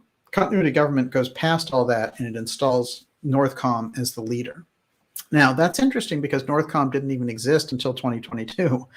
So this is very odd. And it's also odd to have a military group that's supposed to command the United States. We had Southcom, and this was a way for us to keep an eye on our assets, for example, in places like South America. But Northcom is directed completely at our citizens. And it goes into this idea we're going to protect the homeland and all that stuff. So it suspends the Constitution, and it brings in this whole system. Martial law, a president can call martial law for certain types of emergencies and activate the emergencies. But in the event of continuity of government, you actually suspend the entire structure of the government, and Northcom takes over. So, they have things in common. I would just say that the continuity of government players, they operate under such secrecy that, in fact, we need to get through the secrecy of the continuity of government program to see what their powers are. Great question. What do you got? Well, Wendy Eater again. Are Putin's actions helping or hindering the deep state? Oh, well, now he's helping them dramatically because they have the ability to create this whole phony cyber warfare attack in the United States idea, because we know that that's not legit. And but because he's shown his own aggression against the Ukraine, they can pin anything they want on him. And I think part of this is a calculation on his side. But, instantly they were like, hey, we can tie up his money and we could do all this stuff. And it's interesting to me, isn't it? It seems like, don't you notice in all these emergencies, the first thing they want to do, they want money. It's like, oh, we want this money. And, the money that they froze, it turns out the Biden administration, the money that they froze that were Afghanistan interests after the Taliban wouldn't give up bin Laden and all this kind of stuff, and that we weren't actually at war with the Taliban at the time. So we froze all these assets, and then we end up giving them $100 billion worth of weapons when we flee from Afghanistan under very strange circumstances last summer. But all that money, and it's a lot of money that we froze in Afghanistan assets, now they're saying, oh, we're going to give it away to families here. And, this is a very strange thing. This obfuscation and the consolidation of other groups' money seems to be the thing here. Remember Chrystia Freeland? Oh, we're going to take the money of the protesters. There's some weird thing where they want to just kind of rule over these funds, and they want to create any emergency edict where they get to control the money. They are baiting us. Yes. I mean, yes. That is, I have to say, I am so furious. We all should be that, but I don't know what to do about it at all. But it's interesting. Speaking. Interesting what they said about that. Mm-hmm. It actually made me think of this, because what they did was they said, oh, we're going to take all these oligarchs that are in Russia and we're going to take their money too. Anything that's in an American bank. And those oligarchs will be, basically they're citizens of Russia, right? What do they have to do with the policy of Russia? So you're just going to take their money because you don't like Russia? I mean, this is very, very slippery slope. Yeah, Scarlet Fire says baiting for civil war. That's exactly it. Yes. Because they want martial law. Yes. And exactly. they want a gun grab eventually. Now, here's the thing. The best way to prevent civil war is to expose what they're doing so that they don't get to a point where they can provoke. Provoking is a big piece, in the art of war and all that kind of thing. And I think, so in this case, Putin has done himself a lot of damage by attacking a defenseless population, a largely defenseless population. And that's never defensible. But I will say that the United States and the Western powers intentionally created the scenario for this by not giving the security assurance that we wouldn't have NATO there. It's the same thing when President Kennedy faced down the Russians in Cuba. They said, we want an assurance that you won't invade Cuba. And Kennedy gave them an assurance that he wouldn't invade Cuba if they took the missiles out of there, because the United States wasn't in the business of invading countries. So this should have been something that was put in the diplomatic session with Russia on this, no, we won't put NATO in the Ukraine, because putting NATO in the Ukraine is like basically putting an enemy on your doorstep. And so this is how we get into this. So both sides are really doing the worst, and the deep state kind of gaining the returns out of it, because the military-industrial complex will thrive out of this crisis. And if the deep state in America can use this crisis as a way to create a false cyber attack where they can, consolidate the powers and say, oh, you need the government, and we're going to restart the internet with only the good people, and we're going to make the rest of you second-class citizens who disagree with our policies and won't take the pharma fascism, so it goes. There's consolidation involved, shall we say. Yeah. Jackie says, so does DJ think that Putin is not making a sincere stand against the globalists and NATO? He is, but for his own reasons. Yeah, I mean, it's not altruistic. And I do feel like, it was a terrible move on his part to attack a defenseless population, see people in subways and things like that. He's destroying people's lives. So he's also culpable here. But the deep state forces that are involved in creating this tension, and then, instead of ratcheting it down, they ratcheted it up, and they're obviously going to gain from this, and they're going to gain the excuse, is what they want, the provocation and the excuse.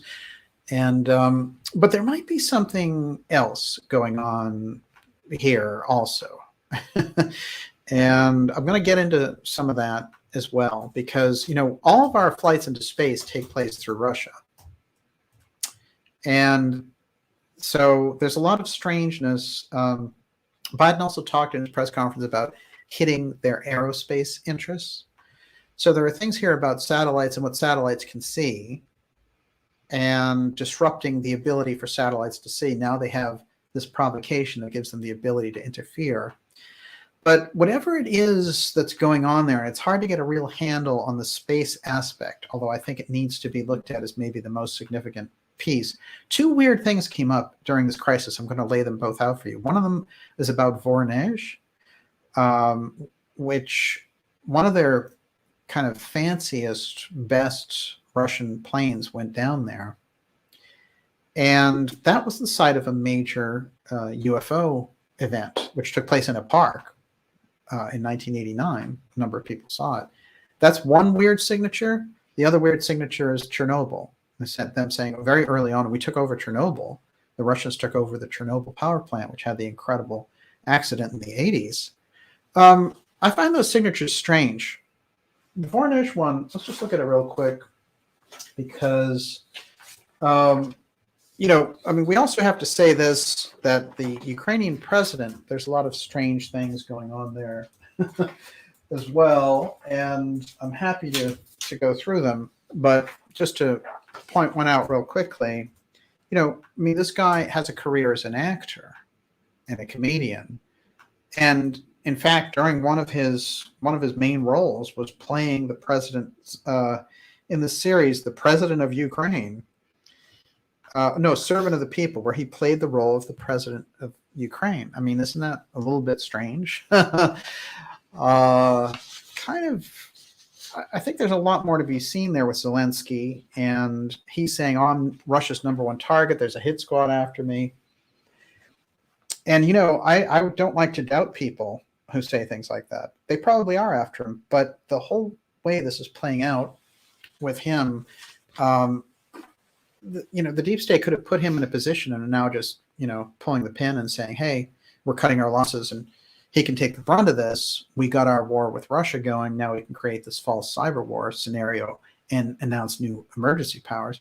There was something too satisfied about Biden in those press conferences. Even though he's stumbling around, even though he's not thinking straight, there's this weird self-satisfaction with it, and with Jen Psaki as well. And that doesn't strike me as a normal wartime pose. They knew they were going to be able to play this out. And that's, I need to, and we need to collectively get to the bottom of that. Great questions and the ideas from tonight. Unbelievable. A fantastic crowd here already. I'm going to read you the Voronezh piece now. Is that good? Go for it. All right. Voronezh. Russia's TASS confirmed Voronezh UFO incident on this day in 1989. Russia confirmed the reports of sightings of 3 aliens in the city of Voronezh arriving on the this UFO October 9th, 1989. Okay. Same place now becomes the site of what? 26 AN-26 aircraft crashed in Russia's Voronezh region during this crisis. So Voronezh made the headlines with that crash. Also, these are some of the most elite Russian aerospace forces planes. So the crew died as well. The press service of the Western Military District told journalists on February 24th, an AN-26 aircraft of the Russian aerospace forces crashed in the Voronezh region, carrying out planned flight for transportation and military property. The crew perished. There was no damage to the ground, according to preliminary information. For that to happen in the middle of this conflict, I think, is quite remarkable. Voronezh is also unusual in this sense, which is it has one of the largest treasure troves of Egyptian artifacts in their museums for anything, close by. For Russia, the most concentrated Egyptian antiquities. It's just kind of interesting. The other thing I find interesting is there used to be a major nuclear plant there. So something about that signature of Voronezh and the alien story, which is really quite remarkable because when I went through this, and I remembered some of it, this involved a police chief down there seeing a lot of this with a huge crowd. And there's actually a video of someone 30 years later who was a kid during the whole incident talking about this craft coming down and these aliens coming out of it, walking around. And at one point, the official report through TASS goes that, the police grabbed one of these creatures and put him in basically a paddy wagon, and they go to drive him to the station and he disappears. Really far out, bizarre, strange, but all the people involved in the case have always stuck by the story. And then when you watch that interview with the person who was a child and 30 years later talking about it, they're like, oh yeah, this is what happened. The ship came down. So either it was a psyop to see how the crowd would react, or something very unusual took place there in Voronezh. In any case, the Russian planes were going down. New York rolls out statewide cyber command center amid Russian attacks. This is today, and that Governor Hochul and all the weirdness that's going on in New York with her replacing Cuomo and all that, instantly they're bragging about cyber command. Something cyber is going on. We're in the groove. Can you feel it? So they're doing something with the cyber piece, and they're bringing in this idea that our cyber infrastructure will be hit, which means, that's the grid for one. So I always talk about the blackout aspect of this. Two, the financial piece is looming because all the banks depend on that for their exchange. So if they want a COG emergency, the cyber attack is really the way to go. And the fact that they're putting the whole project to Homeland Security, which is 250,000 people that are there who have unlimited abilities to look into our lives, and it's a group that didn't exist until September 11th. So they activate September 11th COG, then we get Department of Homeland Security. And now 20 years later, these people, they want to try to activate the emergency powers and put us in this situation. I think if we get this buzz out there about COG, that we're aware of what they're up to and what the emergency powers are about, and not let them spin this and the phony cyber attack piece. We've been vulnerable for a long time to cyber attack, and it hasn't taken place. It's not to say that they couldn't, but we have a number of things built in. The idea that this Ukraine situation would suddenly unleash cyber war, and the headlines driving it. When these people get into headlines, that's like the COVID op. When I see them talking about the UFO threat, I get into the same mindset. They're looking for that excuse to activate those types of powers and to suspend the Constitution. But now that action of the continuity of government group is going worldwide. because you see it all over the place. And Canada really is the canary in the coal mine for that, because that really was organically was a citizens' protest. It was interfered with by groups who were trying to pump it up and create something like a J6. But their response, the emergency powers response, was like, look what we can do, and we'll freeze your money if you dare oppose us. This is the digital situation that we're getting ourselves into. Okay. Let's see where we go from here. I want to read a little more about COG from Professor Scott, and I also want to talk about this, because this lets us know something very important.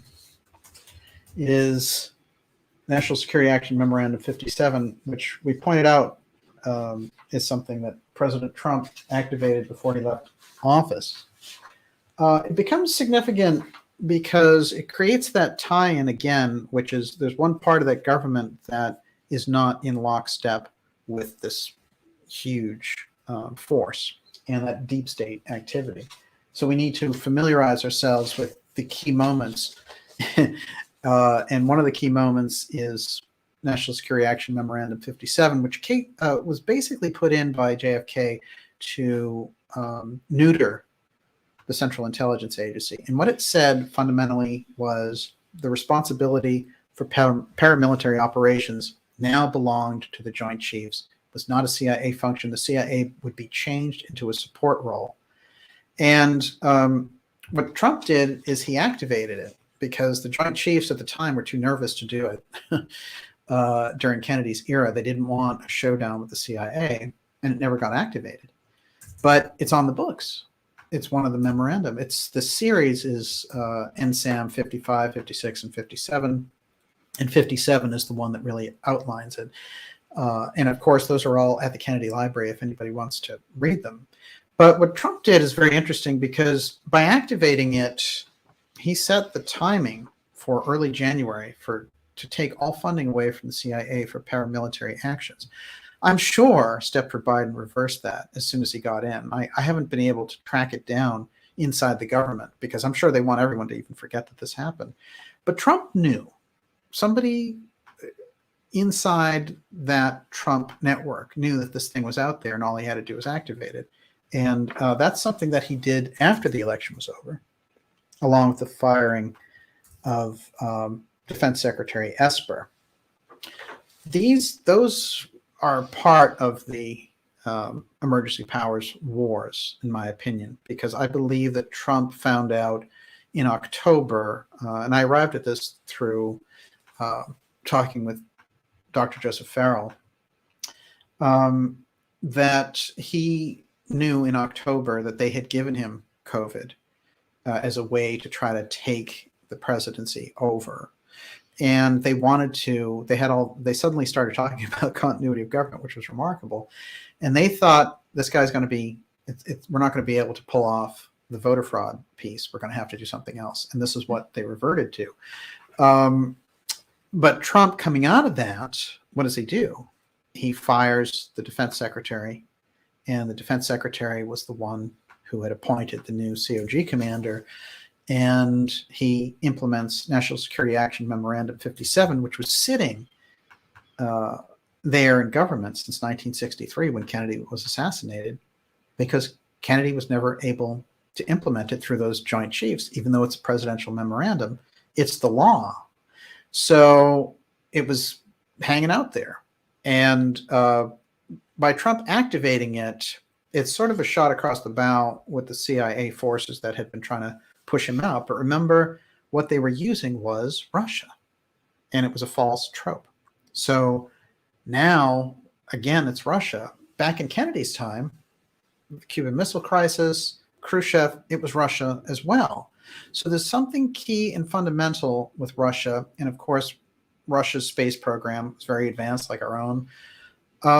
There's some key aspect here that I think we need to cycle around when we're observing this. Okay, let's keep moving. Let's go to Professor Scott's citing of the COG forces. How are we doing on time? You know, we'll take 5 more minutes on this, and then we'll go to your questions. Okay. How are you doing over there? Doing great. How's the temperature? People are very educated about everything. That's great. That's the ideas room for you. I learn a lot by reading your comments as well, so thank you very much. Okay. Common denominator for structural deep events, Project Doomsday and COG. This is American Deep State, Professor Scott. And speaking about James McCord, who we studied earlier, who's the Watergate burglar and CIA apparatus, who had worked and set up COG in the 70s. McCord's participation in an emergency planning system dealing with telecommunications suggests a common institutional denominator in the backgrounds of almost all the deep events we are considering: JFK assassination, 9/11, Iran-Contra, etc. Oliver North, the Reagan-Bush point man on Iran-Contra planning, was also the National Security Council Action Officer for Project 908 planning. Project 908 is COG. Just so you know, it's one of the names that they use for it. And thus, he had access to the nation's top secret doomsday communications networks. North's network, known as Flashboard, excluded other bureaucrats with opposing viewpoints and had its own special worldwide anti-terrorist computer network by which members could communicate exclusively with each other and their collaborators abroad. You know, I want to say this. The idea of an excellent intelligence apparatus working hand in glove with the military is a fantastic thing for the military in the United States to have. It's unfortunate that that entire system is so polluted and we have so much illegal activity going on, because, you know, you can see they have the tools to do incredible things to safeguard America. Okay, Flashboard was used by North and his superiors for extremely sensitive operations that had to be concealed from other hostile parts of the Washington bureaucracy. These operations included the illegal shipment of arms to Iran. We know where that went. They also included other activities still not known, perhaps even against Olof Palme's Sweden. This is very interesting as well. Some of those activities are very strange, and one of the things that Catherine Austin Fitts points out, which I think is a remarkable insight, is right around the time that Reagan is getting briefed on this alien threat idea, the UFO threat, and he's being shown these large ships going around Saturn's rings. I'm not kidding. And then he starts including all of this alien threat stuff in his speeches. And when he meets Gorbachev, he pulls him aside, as Gorbachev said during a meeting at the press club in New York. Hey, look, you know, when Reagan took me aside at Reykjavik, he said, will you help us if there's an alien invasion? And Gorbachev said, of course we will. But he said Reagan was 100% serious. And everybody, Charlie Rose, pre-sex scandal, Charlie Rose was doing the interview at the time. And it's pretty interesting because Henry Kissinger is there and everybody looks like they're going to fall faint on their face from the fact that Gorbachev is bringing this out. And Charlie Rose does this like maniacal laughter, you know, afterwards. But George Shultz is there as well, who was the Secretary of State under Reagan.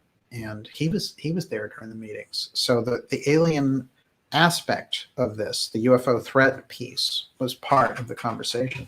So when I hear, so one of the things that Fitz said was all of this fraud and things go off the charts with Iran-Contra and all this period.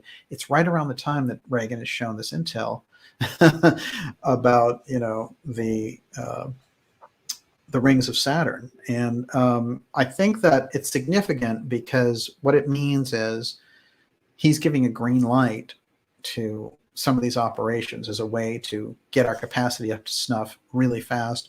And this is something that Philip Corso brought out in his book, which I think contains a lot of very interesting information. Colonel Corso. All right, let's keep going with that. So some of the things that North may have been looking at. Flashboard, America's emergency network of the 80s, was the name in 1984 to 86 of the full-fledged continuity of government COG emergency network that was secretly planned for 20 years at a cost of billions by a team including Dick Cheney and Donald Rumsfeld. Both were out of the government at the time. On 9/11, the same network was activated anew by the two men who had planned it out for so many years. I mean, it's a remarkable piece. They did the whole dry run during 9/11 for it. Question is, what is it for?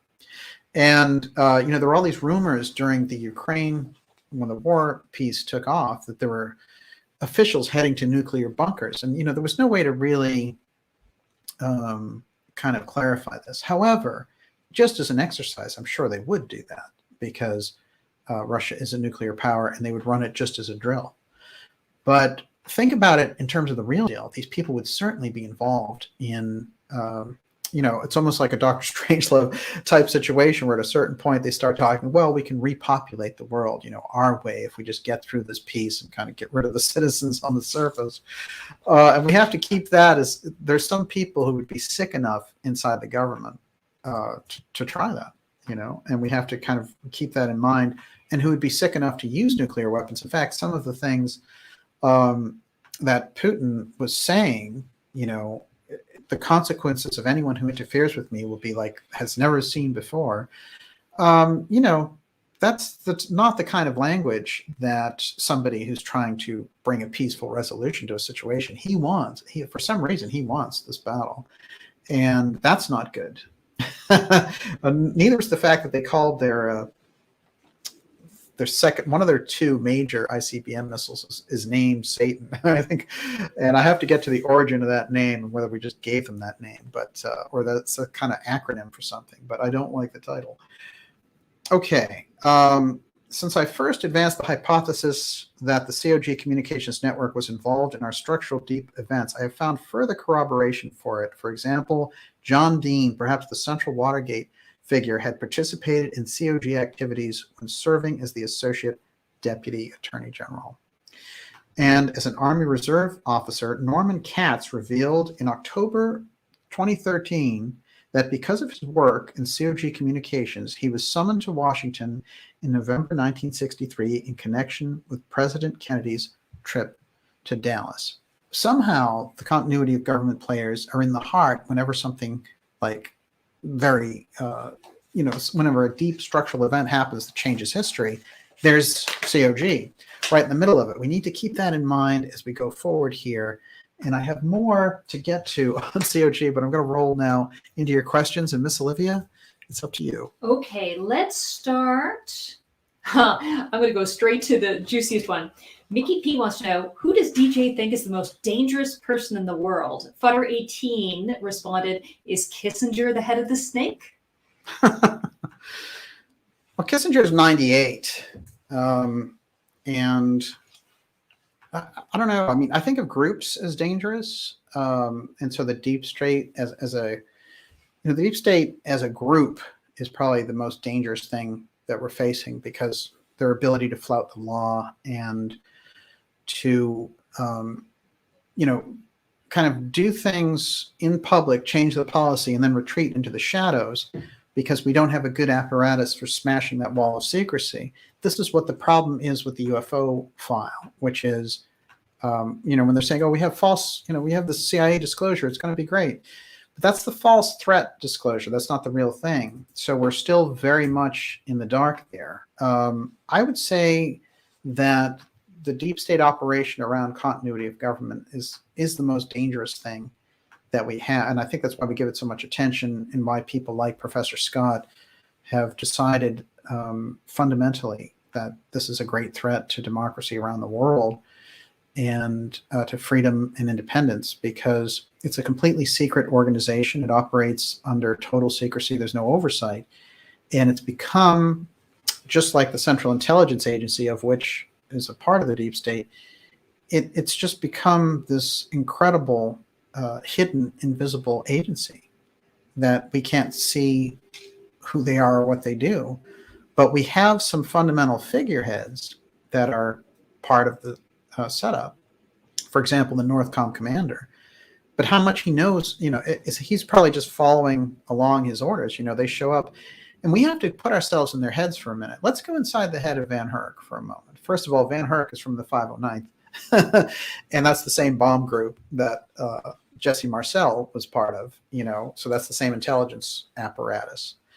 And that's the Roswell case. So that's a weird signature as well.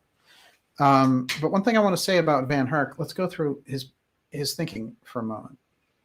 He, as part of his training, is invited to think if an emergency happens and you have to take over the United States, here are the steps that you need to take.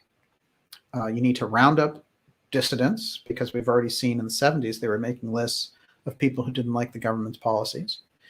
You need to grab all the resources. You need to suspend the Constitution. You need to grab all the private property. You need to create vast, you can get slave labor camps going in order to meet the emergency. These are all the things that they go through. And then they also go through the training of, if a nuclear bomb hits, we go back into these bunkers and we find out, we grow these greenhouses and we have a new civilization and I'm the leader. I mean, that's how the Northcom commander is trained, because he's going to need that training in case this stuff happens.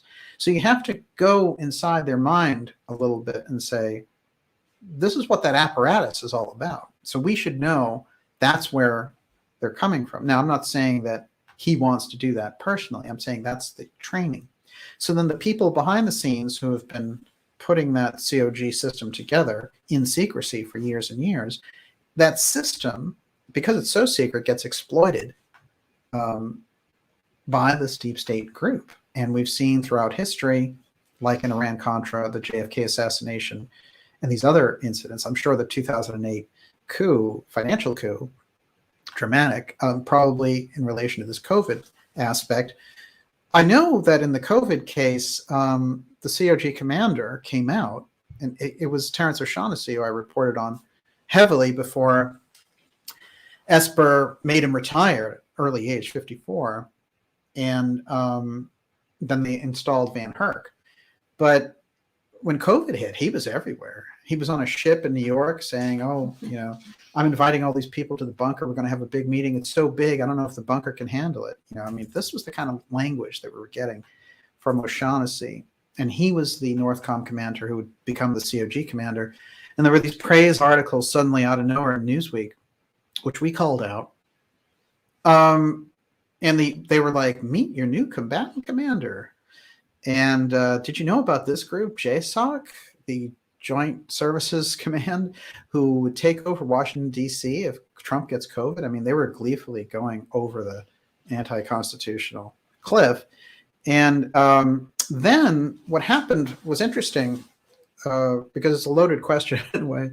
But O'Shaughnessy was giving this guy, William Arkin, in Newsweek, was printing these articles. And it was saying, this continuity of government, deep players are saying that Trump is planning on taking over the government with COG. It was very interesting. I was like, that's their plan. And they're leaking that it's Trump's plan. So I called out to Newsweek and said, actually, the person you're getting that intel from is O'Shaughnessy, isn't it? And they freaked out. They just flipped out beyond belief. And they they blocked me on Twitter from Newsweek. And that, the writer called me all kinds of names and everything, because the idea that someone was interrupting their little secret COG narrative world was a problem. Even if it was coming directly from dark journalists, that was a problem for them. What that tells me is this plan is they're always taking the temperature, and they're always floating those trial balloons to see what would actually happen. That's why we should always pay attention when they float the UFO threat, because they love to do that. And this is the guy that they do that with, Lou Elizondo, former Pentagon UFO official Lou Elizondo, to reveal shocking details in new book. There's a UFO threat, and CIA Lou is going to save you. It's not going to work like that, because he's been exposed. And we on this program, too many people are aware now that the CIA is doing a threat thing. So now they're going to change it, and they're going to make it CIA science. And they're going to come in through the Galileo project and do it that way. So we have to, these are the types of things. I mean, this is kind of the hill that we're on, watching. We're kind of watching with binoculars as this stuff goes on. Okay. Just wanted to mention there are so many theories and the ideas from, Sabatini, yes. Frankists, Archons, Baal. This one's a good one. Dead America. If you don't read the papers, I'm sorry, different one. Ronan returns. My guess is that whoever the darkest deep state figures are, they are not seen, but behind the scenes. But I probably watched too much X-Files back in the day. I think there's a lot of truth to that. Brad Briggs says, is the deep state under the influence / control of AI, ETs, non-human of some kind? I mean, even Catherine, she uses Mr. Global because she doesn't know. Her big question is, who's in charge, Mr. Global, right? The eye of the pyramid. So the best minds in this field can't say. The governance structure is a mystery, ultimately. But I will say this, and this part is interesting, which is it seems like the group that's operating most of the chaos on Earth is a small group. I've seen it estimated between 300 and 2,000 people. It's not a large body. It is a concentrated group. So that I've found consistent throughout conversations with a number of people who've either dealt with these types of forces or have studied it for years. It's not a large group. So so many of the things that they need to do, like emergency powers, gives them the power that they would need to have large majorities for. So this is why the emergency powers thing is so important, I think, for us to understand. But I would agree with that. I think a lot of it is a mystery. Yes. Jack, with the preparation of the cyber force, there's a preparation going on for 10 Days of Darkness. We've heard this before. Well, no, see, this, forget about that. Forget about that. All right. That came from, the kind of David Wilcock. Mm-hmm. There are always people trying to exploit the real stuff that's going on. So if we have somebody on the scale of like Professor Scott's work, then we can start to deal with the idea of a blackout. And then we can say, oh, they might use the cyber thing to call in COG powers, and what would that look like? And then we can say to our representatives in Congress, hey, we know about COG. Why aren't you calling off the emergency that was laid out on September 11th? What's going on here? That's worthwhile. Somebody just doing a marketing thing for 10 Days of Darkness and stuff is useless. So that doesn't get us anywhere. Remember the fundamental rules involved in dark journalism. You've got the official story, which is often put in place to save the institution or the agencies involved. Kennedy assassination, this deranged communist who got a job for $1.25 an hour packing books 6 weeks before the president drove by his window, even though he didn't know there was going to be a presidential visit. He just got a lucky shot, and then he did a world record shooting job from a 6th floor window. That's the official story. No way it could have happened. It's just the joke that they sold the public, a bad job. Then the secondary story is, and it's often called the conspiracy theory, but it is put forward by professors, writers, researchers, and they kind of slice and dice what happened. They give you kind of the real hardcore piece. And that is the Central Intelligence Agency was involved with Oswald. Central Intelligence Agency held a tremendous amount of animosity for President Kennedy because he wanted to smash them into 1,000 pieces because of their illegal activities. They thought they controlled the government. That's the secondary piece. That's the real deal. Underneath that is the junk conspiracy. And the junk conspiracy, Jackie killed him or something like that. So we need a better filter, and we need to be able to say, this is junk conspiracy, this is the real deal. So I'm extremely open-minded, in terms of the forces that occur in our world and the things that take place. And I always have been, whether it's Fortean stuff or, mystery schools, supernatural, the UFO file, whatever it is, I will be very open-minded about it. But junk conspiracy, like flat Earth, for example, things like that, they're placed there because what happens is the idea is, if we can make people think that anything besides that top story, the official story, is just crazy, they'll go back to the official story because that'll be like a default position. Well, at least the official story is something, logical people believe. So the those three levels of dark journalism, if somebody comes around and says, aha, there's going to be a 10 days of darkness and all the bad people will be rounded up and sent to Gitmo and all that kind of stuff. That's the junk conspiracy coming in and exploiting our hopes that somehow the bad people would get taken out without a fight.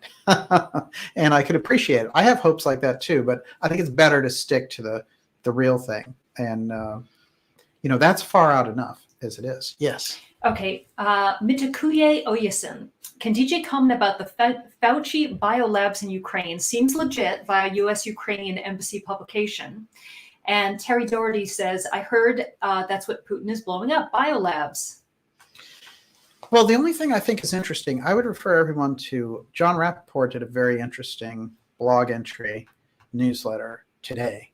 And it was all about how in Ukraine, it's not bioweaponry, but there are things there that were used by like the Monsanto types, certain types, almost like fertilizer bins that are toxic, and blowing them up would really endanger the population. So I would refer everyone to, what is his website? It's nomorefakenews.com. So that's where he ran that. That's a very interesting story. I think that cuts a lot closer to the truth. I hope there aren't biological weapons stored in there, because that would be a nightmare for everyone involved. And I don't know. I've heard those things floated around, but it seemed to me that Rappaport's story had some real solid foundation. So we'll see. But hopefully that wouldn't happen. Right. It's probably a good opportunity to remind everybody of the term fog of war. Oh, yeah. Anything can happen. Look, once you kind of roll tanks, it's a freak show. That's why you should never get to that point. And that's why allowing the situation the way Stepford Biden did to get to this point and not giving Putin reassurance that there was not going to be NATO on his doorstep probably was a much better way out of this crisis. Instead, we have this. And so it's a dramatic failure, and it gives the deep state an opportunity to exploit. So if anything, if we can keep that radar really clear on what's happening, I think we might be able to help the situation. I would like to see them completely get out of the Ukraine.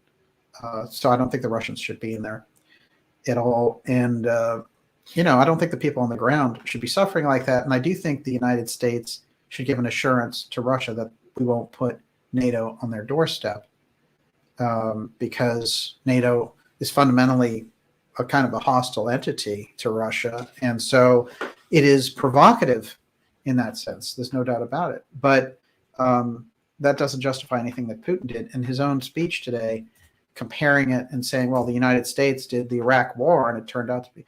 Well, so you're going to do the same thing, it's not justification. So, but I do feel like the Washington push, the Biden administration, they want more. They want the situation. The media in America has been dogging Putin. They dogged Putin in terms of his relationship with Trump. They ruined 4 years of what could have been really good negotiations between two superpowers. Or two nuclear powers. I wouldn't really say Russia's a superpower. This is the other weird thing that we need to get our minds wrapped around, which is, Russia's impact economically is incredibly, in terms of oil, we have great dependency. In terms of flights to space, we have incredible dependency, but their economy is tiny compared to ours.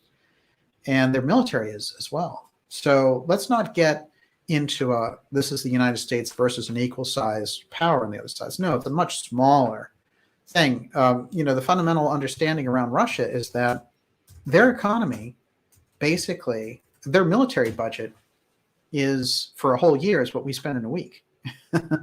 So keep that in mind. We're the ones with the $1 trillion budgets every year for wars that aren't going on. So there's plenty there's plenty of examining to do on this, but whatever it is that's happening, the deep state and is playing off, and Russia, America, and the Ukraine all lose, in fact, and the deep state gets a tremendous value, I think, from this.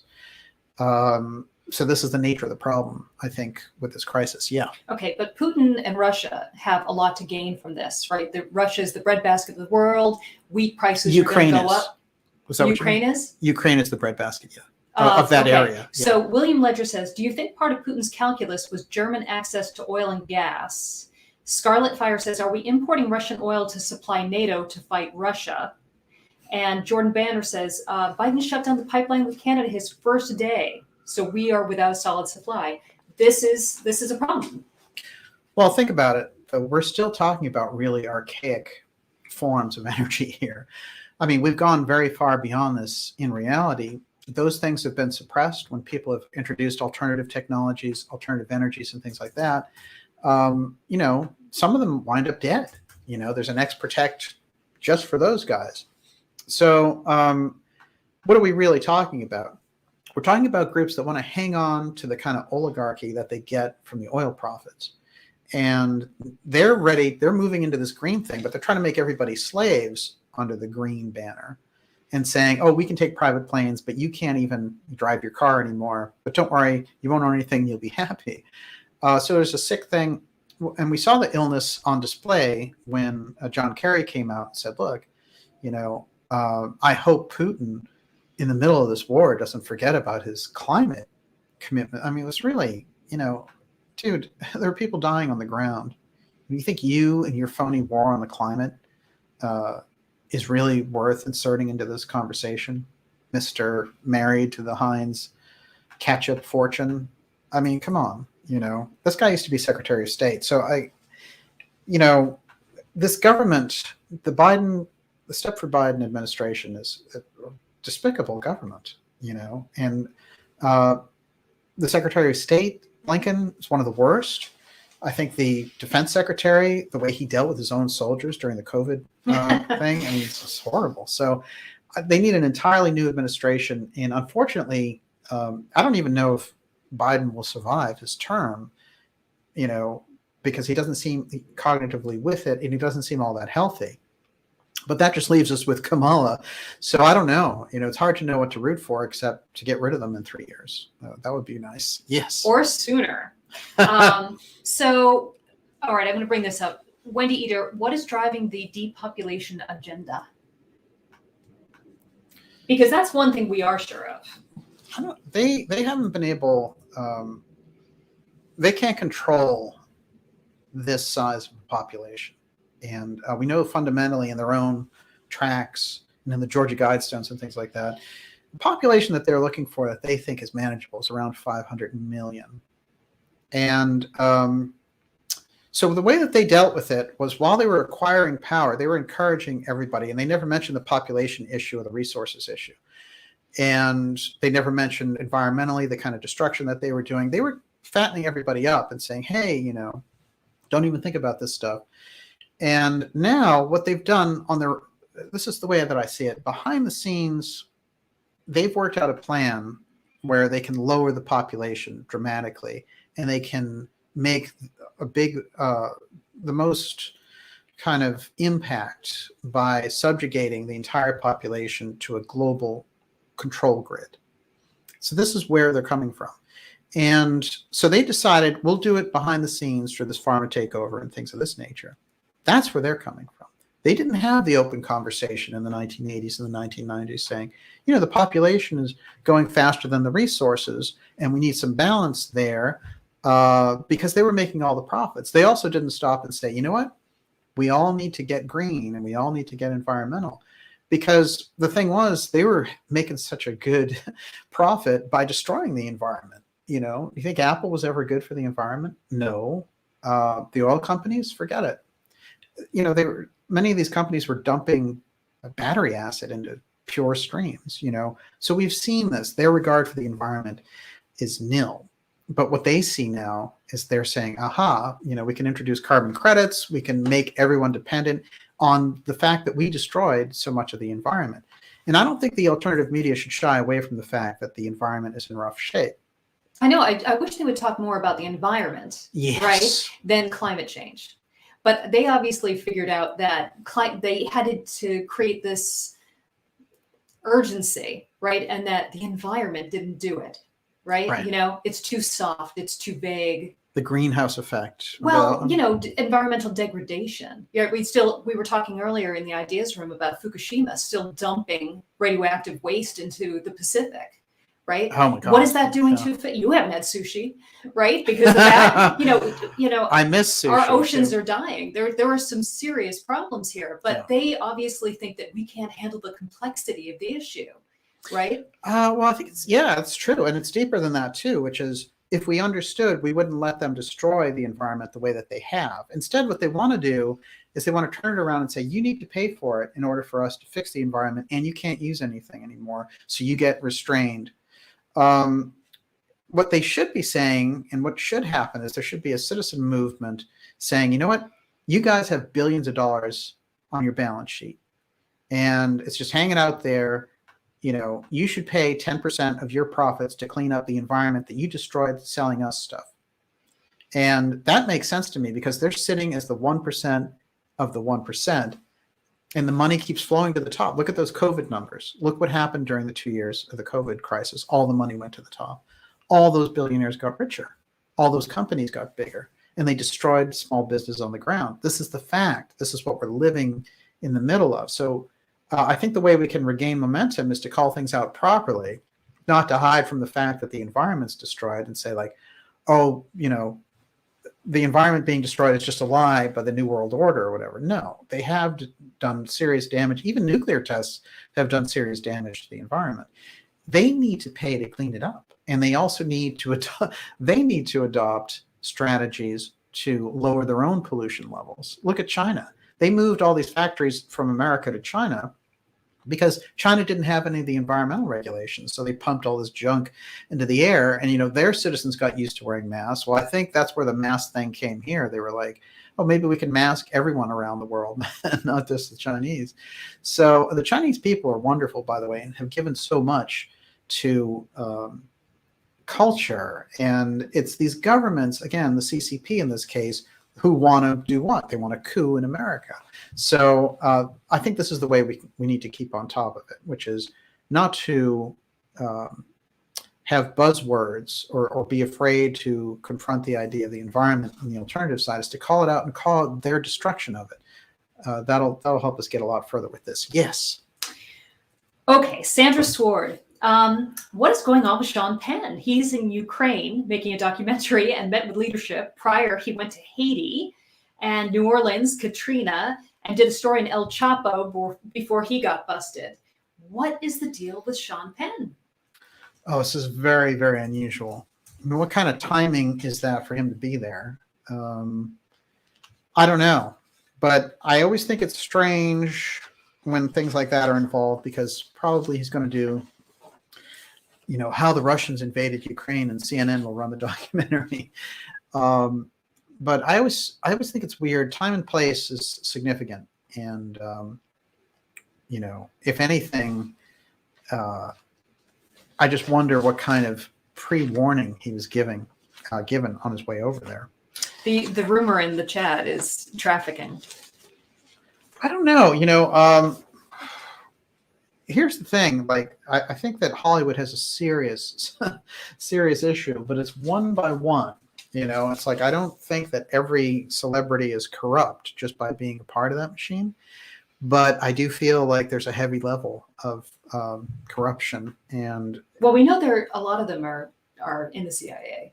Yes, and heavily influenced. Well, the Central Intelligence Agency wanted to basically control their image. And Hollywood has such a level of corruption that it needs to be outed on a particular level. I think very often people spend too much time focusing on a particular celebrity. It is the actual apparatus of that system and who it's serving that I think is really involved. And of course, you know, when you look at it on a deep level, there's a cult association as well. So we have to keep that in mind. Everyone, you're watching the Dark Journalist Show. Whew, it's X Series 120. We're going deep, deep, deep tonight on Coup, COG and CIA wars, just in line with all the things that are going on in the Ukraine. Unbelievable. And we pray for the people there to come through this terrible time. And I think our own participation in setting up the dynamics that led to this need to be called into question dramatically. And unfortunately, the Biden administration created a lot of this scenario, and Putin, I think, just going over the edge with this. But we're with the people of Ukraine on this for sure, and we just hope they come through. I want to remind you to go to darkjournalists.com and sign up for our newsletter. That keeps us in touch with each other, and we are experiencing massive censorship across the board, and somehow we just get through. Look, Farrell just lost his channel for a week, right? Yeah, that was really absurd too.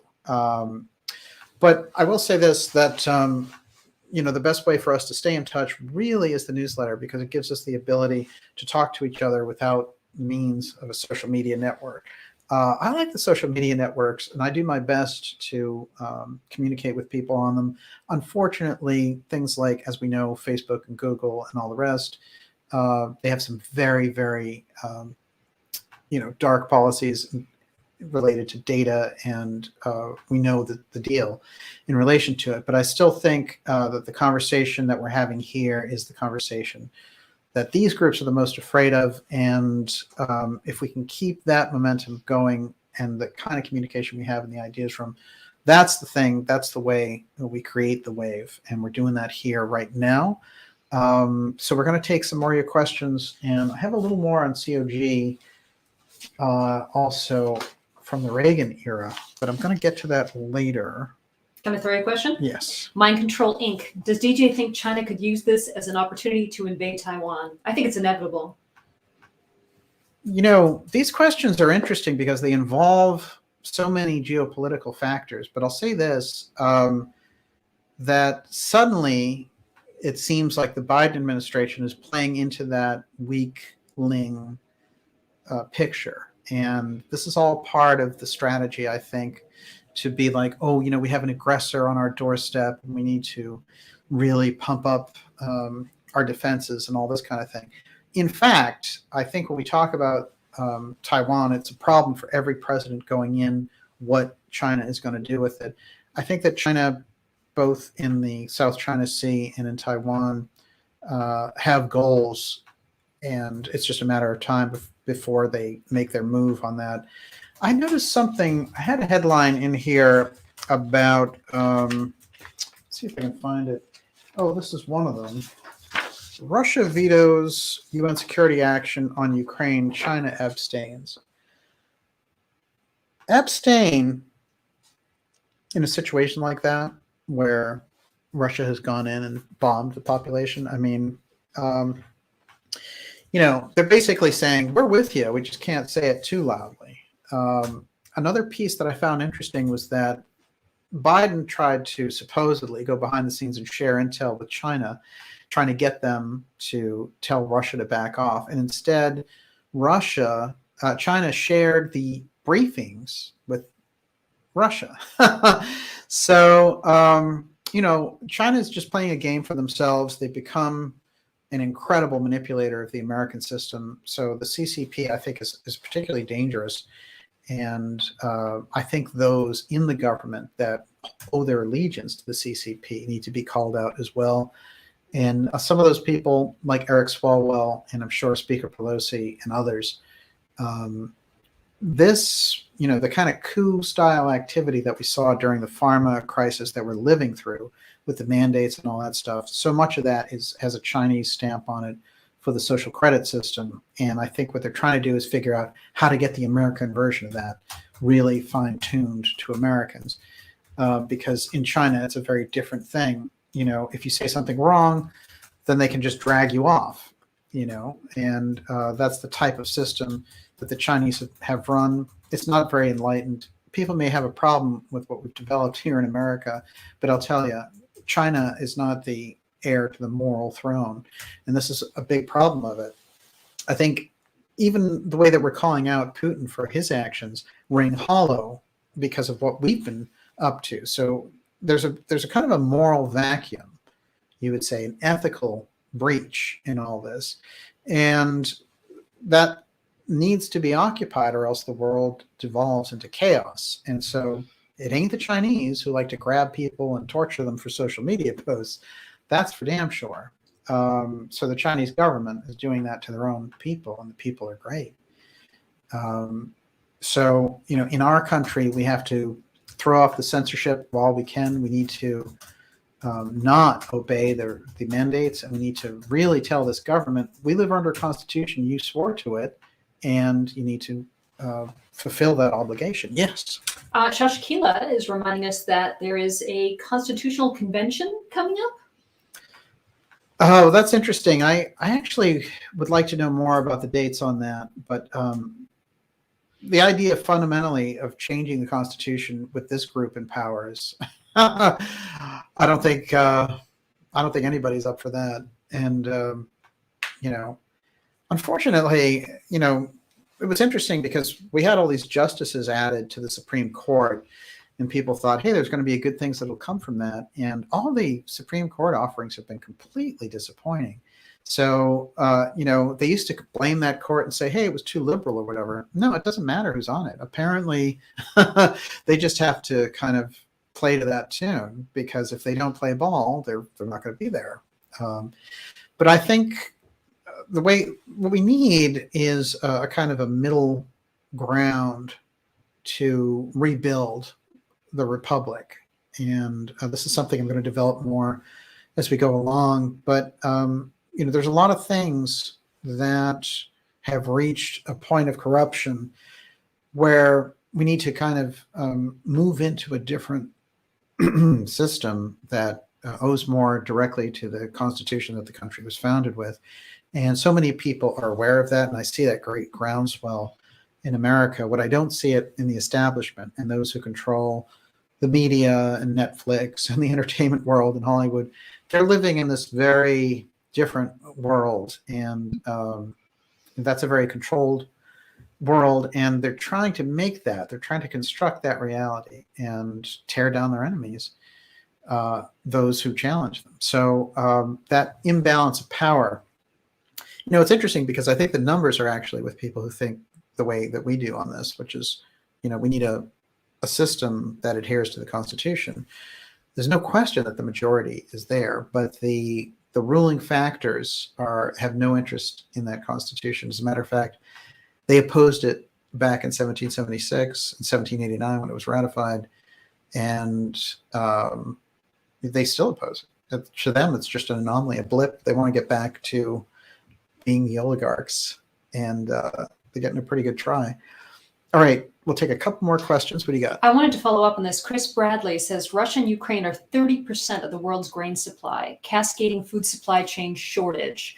I heard a report 3 commercial vessels carrying grain were struck by missiles. Moldova Navy said they couldn't confirm where the missiles came from, so it's already starting. Oh, wow. Incredible. Well, this goes to show the kind of situation that we're in, but, I'll tell you something. They're going to say, hey, there are going to be shortages, and we'll have food shortages and things like that. We already have them, right? You've already seen empty shelves. They already set this up. Remember the container crisis, right? Still not explained very well. The inflation aspect, the food prices, they've already gone through the roof. So they're going to say, oh, the Ukraine did all this stuff. No, it's already there. It's already problematic. And so that to me is weird, because it's a signature that they already knew that they were going to create this. And it seems like they like talking about shipping disruptions. It seems to me they like, even when they were like, well, there's going to be pain because so much of our energy comes from that part of the world, but, we'll have to put up with it. And Americans always suffer for a better cause. That's weird to me that they're getting into that mindset and speaking in this way. I think, and that's Biden who did that at his press conference today as well. I think what we're looking at there is very strange, because they already have, it's like they're rolling out a plan where they deprive you of energy, deprive you of food. And there does seem to be a certain amount of glee attached to it. Yes. Emerald Lake, is Putin invading Ukraine as bad as Saddam invading Kuwait? What is the proportionate response? No. No, Putin really, he didn't have the right to go into the Ukraine, in my opinion, but we gave him a reasoning by not giving him the security assurances. And that's what the deep state wanted, because they like the conflict. So the things that, I think he was involved in on this really, it's a dark chapter for him and his own efforts. But again, Putin, there's a kind of a false thing about Putin. The villainizing of Putin and the lionizing of Putin are both very, very wrong. And they spent 4 years, they spent all this time making him the big boogeyman in the American liberal media. And that's weird too. They created a new Red Scare, and Hillary Clinton was like, I stand against it. When she, it was, in fact, Putin was way more behind her campaign than Trump's. And that's come out through different documents and different news stories. It's just not publicized very much. As a matter of fact, she was able to create, as Secretary of State, the biggest deal for Russia in terms of uranium mining. And we all know that scandal very well. So something like 20% of their uranium comes from this deal that they made. And then the group that did it in Russia made a huge donation to the Clinton Foundation. That's the kind of crime that goes on publicly, and it's allowed because somehow it skirts through the law. But so this idea, these are all postures, and they're always looking for a boogeyman to posture against. So no, I don't think that this is like Saddam and Kuwait at all. I think it's, I think that it's a really bad move on this part of Putin, and we gave him the justification by ratcheting up the idea that NATO was going to be in Ukraine. So if I were Putin, I would back off dramatically now before the deep state sucks you in. And the deep state, at this point, loves the scenario because they love war, because that gives them emergency powers. So we have to be very careful with, the patriotism in this case is on the citizen side, demanding accountability from the government, not, hey, we're standing up to Russia.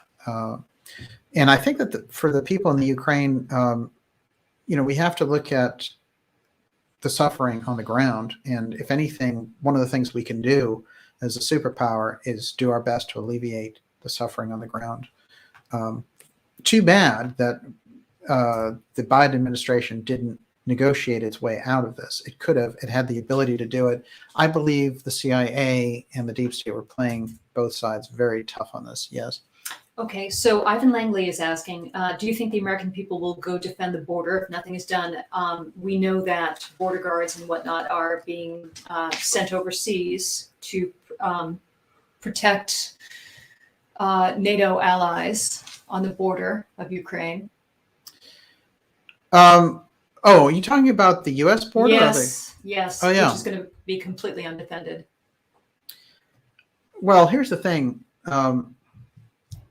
When Trump was in office, he brought out a reality about the border, which is if you have a porous border and you don't have a defended border, you don't really have a country because anybody can get in. Now, supposedly we had all these rules about, terrorists might smuggle a weapon in, but we didn't care. Fundamentally, I think the Central Intelligence Agency and the deep state smuggle drugs through the border. And so they don't want a lot of attention on that border because it makes them move their operations around. So they've always made up these excuses like, it's a humanitarian issue and all the rest. I think there are some humanitarian things to be considered, but nonetheless, the country should be able to say who comes in and who doesn't. I think that's like any country. So what we're looking at there fundamentally is for years, they allowed this to happen and both sides were in on it. Supposedly, the Republicans wanted the cheap labor and the Democrats wanted the voters. This is the way that they did it. And then there were all these initiatives where illegal aliens would come in through the border, and then the Democrats would say, you can vote in elections. So they wanted to create a base there. So both political sides had an opportunity to exploit that. Unfortunately, it blows all the things that they say in relation to COVID and all the rest completely out the window, because none of those people have had any treatment of any kind. So that's complete, if anything, it just shows how clearly hypocritical they are. But I would say in terms of the border, we need tough policies on the border. And that's one thing that Trump did bring to light. And, I don't think that, the wall and all that stuff, that was kind of rhetoric. All you need is really a hardcore policy of defending the border. And I think that we should have that, and that eventually, the United States could collapse from that type of burden. So we have to be very careful about it. There's a point in from 1925 to 1965 where we no longer let anyone into the country because we felt that it needed the ability to integrate and assimilate. Yeah, Mm-hmm. exactly. And so I don't think, and it worked. Yeah, it worked quite well. So I don't think overwhelming ourselves with numbers is such a good idea. I think the country, everything goes on a case-by-case basis, of course, but like when there are crises involving different places, I think that we are there to help at times. So, but I think that things like the caravans and stuff that they talk about, those things are organized by political groups trying to challenge the sovereignty of the United States, and they're dangerous, frankly. So I think there was a realism to the Trump policy on that, and I think that that's the way to go. Yes. I see a lot of lawlessness coming this year, personally, when I think about it. People taking matters into their own hands because they feel like the government isn't working for them anymore. So, interesting. There's a lot of Texans with guns. I see them going down individually and doing what I would not be surprised in the least. We shall see. It's an interesting period for sure, and I think that we're looking at maybe political questions. The bottom line is fundamentally we need to operate under a constitutional system, and we need law and order to be across the board. And so to get that, we need a lot of transparency, and that's where a real media comes in. That's what the alternative media can supply. Unfortunately, you have a fake media that's manipulated by pharmaceutical companies, the deep state, the CIA, military, defense contractors, so that you're not getting the real feedback. You're not getting you think you're getting it because it seems like, hey, it's news. But as I point out, news is not like a nonprofit thing. Those people are running on the ads. Pfizer actually, they're the ones who individually promote Anderson Cooper on CNN. So he's actually, that's one thing that RFK Jr. pointed out to me. He's actually supported by Pfizer. So, when you think of it that way, how can he ever say anything bad against them? They'll just yank all that money that they give him. So that's not real news, in case you didn't know. So, we're in that kind of situation, I think, where we need a real, honest media network, and it can actually help in all those other areas, because if we can have the transparency, then we can bring forward the correct political leaders. We can talk about the real things.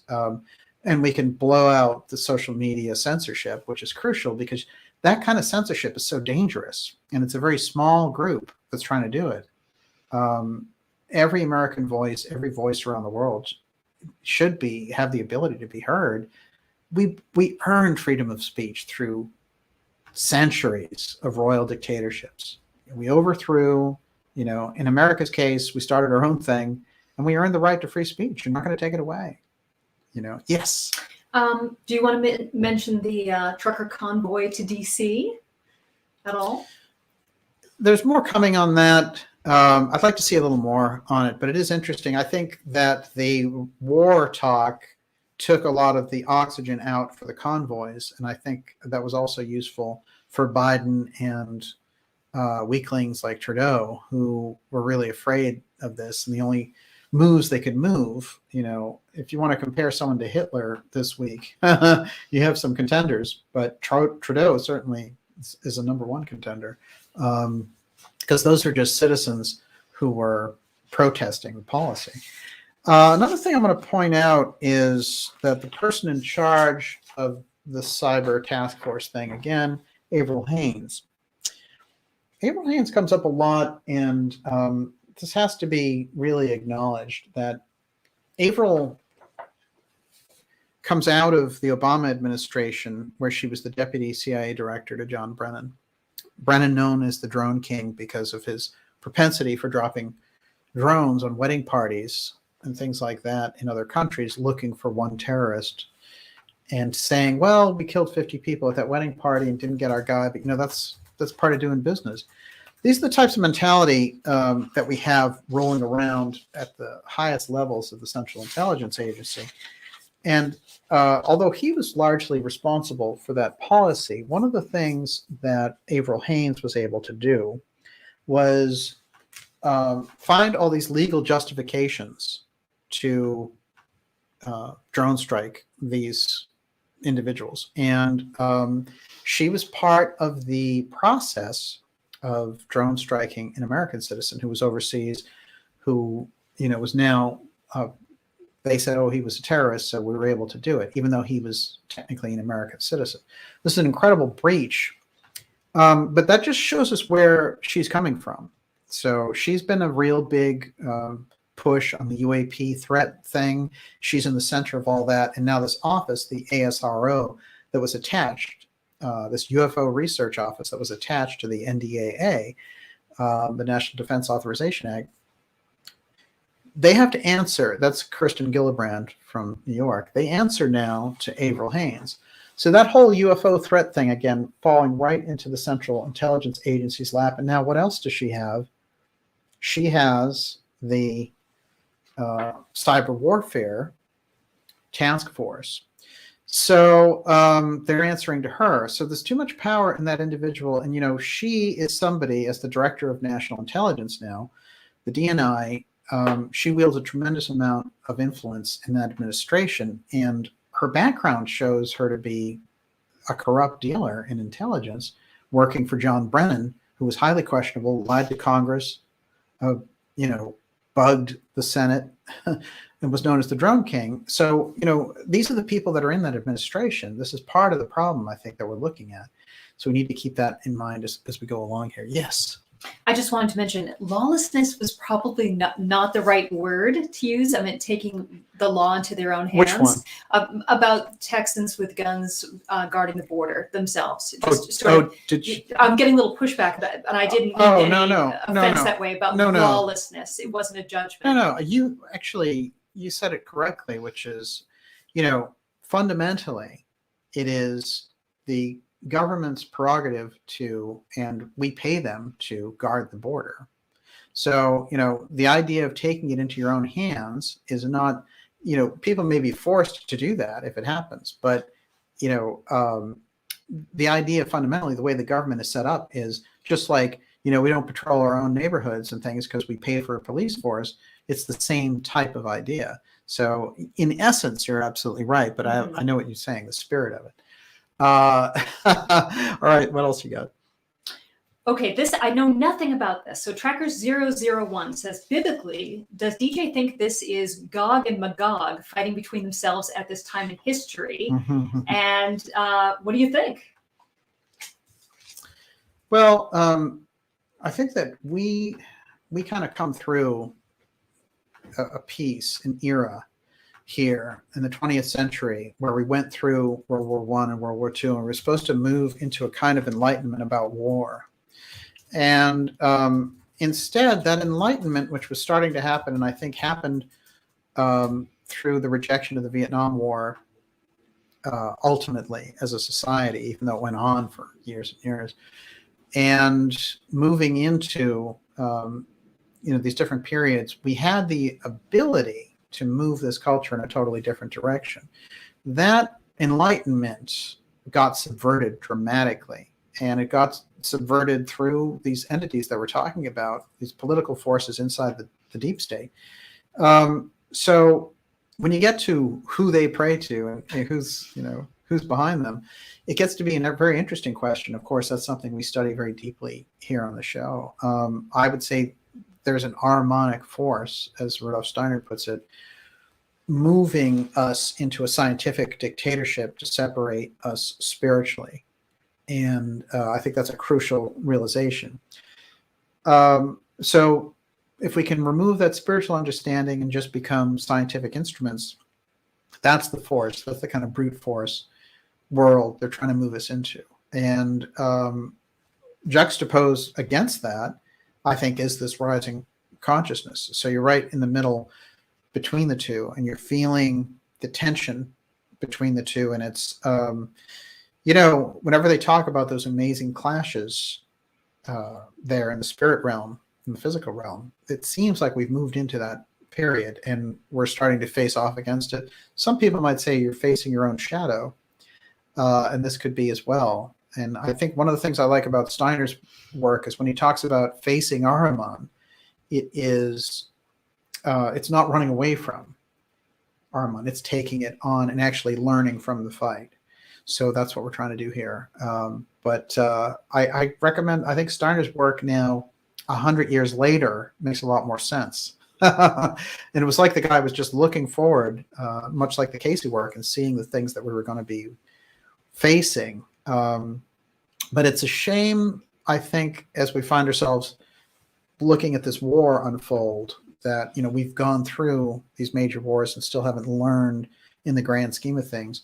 Many of us have, but that small group that is so good at manipulating has so much vested in war. And, as I mentioned on the NDAA, why are we giving $800 billion to the military every year when we're not even at war? Doesn't make any sense. That's more money that, than they've ever got before. I remember when Trump asked for a particular military budget, and Congress, which is democratically controlled at the time, came back and said, hey, here's more money. So it's not a Republican-Democrat issue, but that's a fundamental thing, because if we keep celebrating death the way we are by supporting this military-industrial defense intelligence complex, as Eisenhower warned, we must guard against it. Well, we haven't done a very good job on that front. All this comes down to dialogue, so what they've done is it's all, it's centralization versus decentralization, but that's of thoughts, of ideologies, of ideas, Yes. So, I always think about the old Oprah back in the day, Don't Kill Me, and Phil Donahue, right? So, well, you could talk about issues. You could talk Phil about Donahue anything. would have, like the skinheads on. Yes. And you would have Nazis on. Exactly. And you wouldn't just, scream at them and call them names and this and that. You would actually listen to them, try to understand how they arrived at their viewpoints. People would discuss things, and it was very healthy and therapeutic. And this culture can't heal anything because we can't talk to each other. I just feel like, where there's no discussion, there's no opportunity for healing. And that really is the core of our problem. Oh, wow. That's absolutely true. But we can't solve the past, the sins of the past. We can't create a new culture for ourselves. We can't discuss our values because we're so terrified of stepping on a landmine, right? Triggering somebody. Oh, right. No, that's what they've invented here. And they invented it with the idea that no one should question our policies. And that's really where they were coming from. And they've achieved it a lot, haven't they? Because they've made a lot of very important issues off topic, right? It's too hot to handle, but we'll handle them here. Everyone, you're watching the Dark Journalist Show, deep now into episode 120, X series episode 120. And that is the COG Coup to Coup, CIA Wars, the worldwide impact, and the various coups that we've been through in relation to this. I want to remind you to go to darkjournalist.com and sign up for our newsletter that keeps us in touch. And it's a free newsletter for you. And that's something I think that's important just for us to have in case this censorship hammer comes down any harder than it already has. We're going to take a couple more questions here. I'm going to read something before we do. That's the continuity of government. Again, one little piece I left out.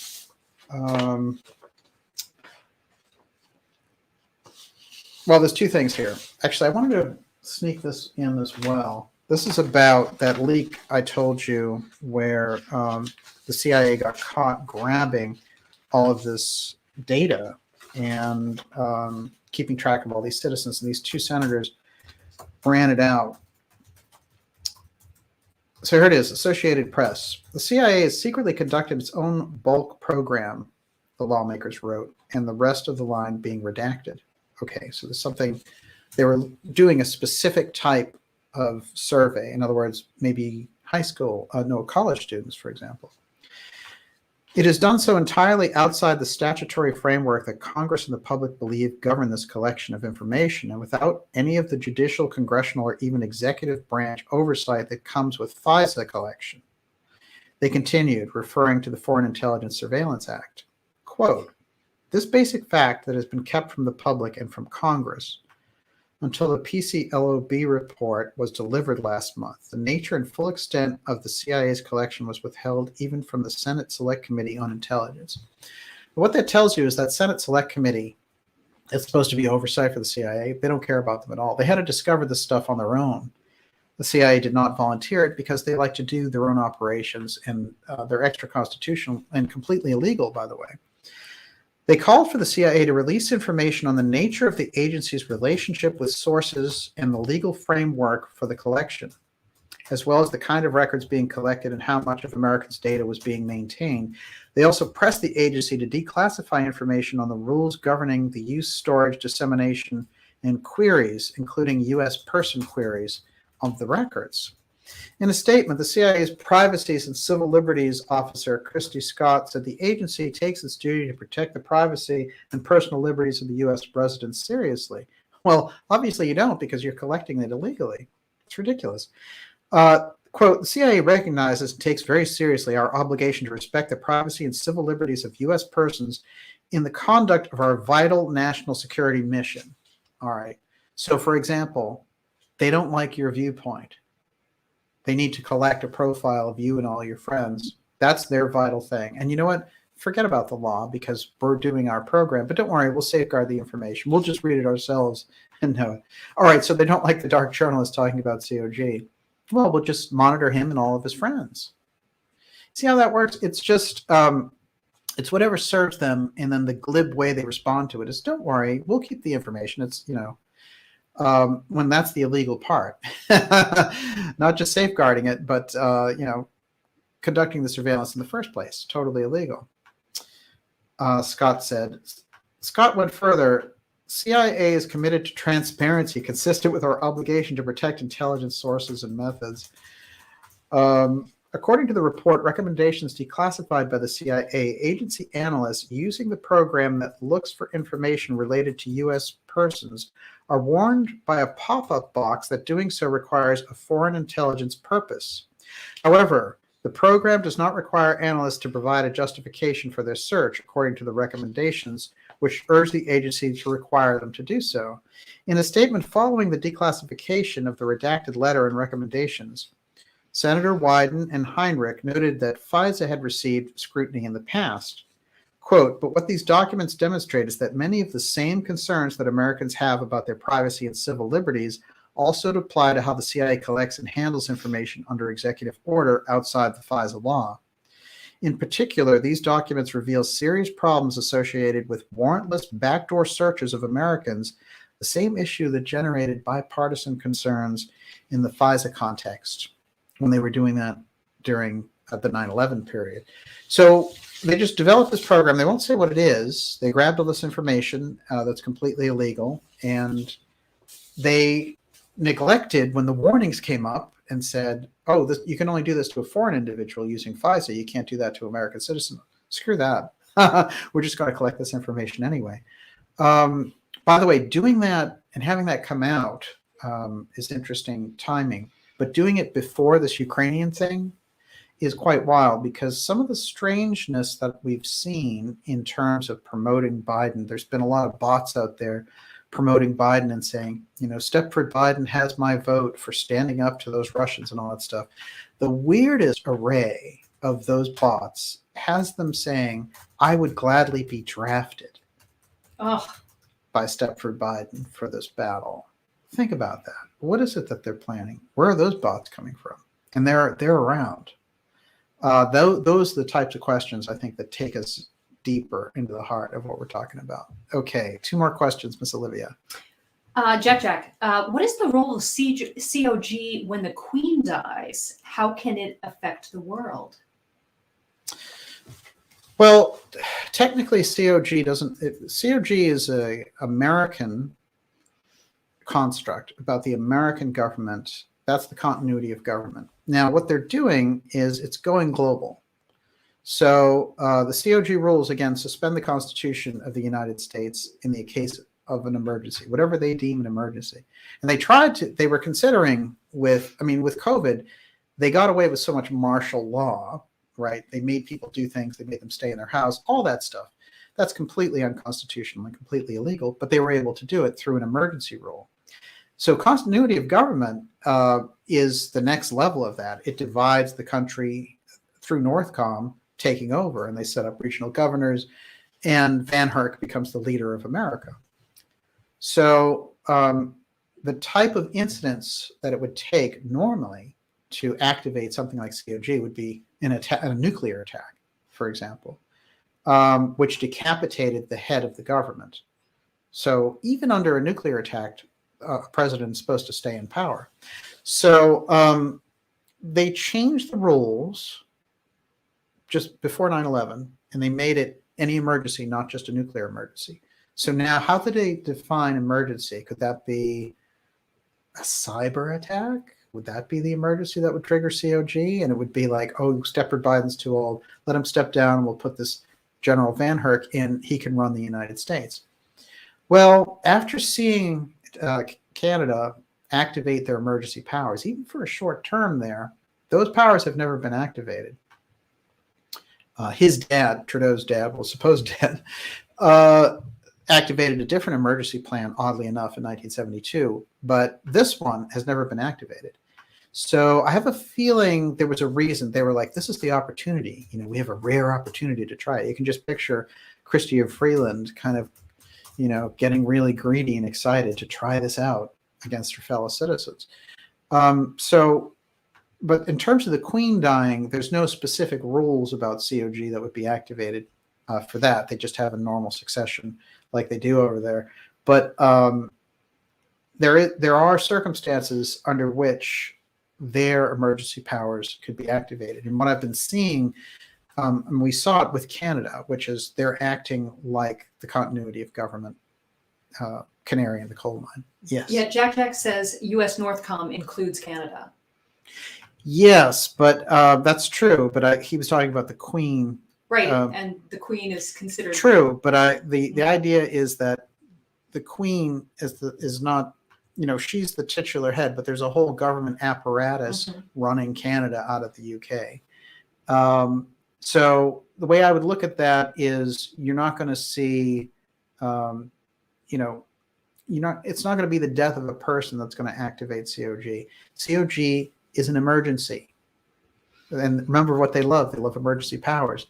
What have they been hitting us over the head with ever since this thing started? Cyber emergency, right? A cyber hack that would make an emergency.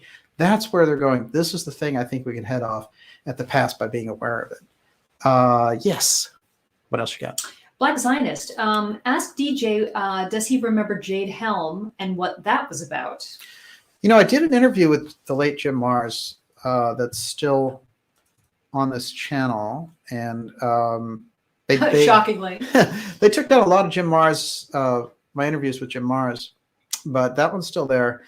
And it was really interesting. Basically, my conclusion on Jade Helm back in the day was that it was some kind of large-scale AI exercise, and I think there was good details being floated around by some researchers at the time that they wanted the response action to what it would look like when a military group took over a city.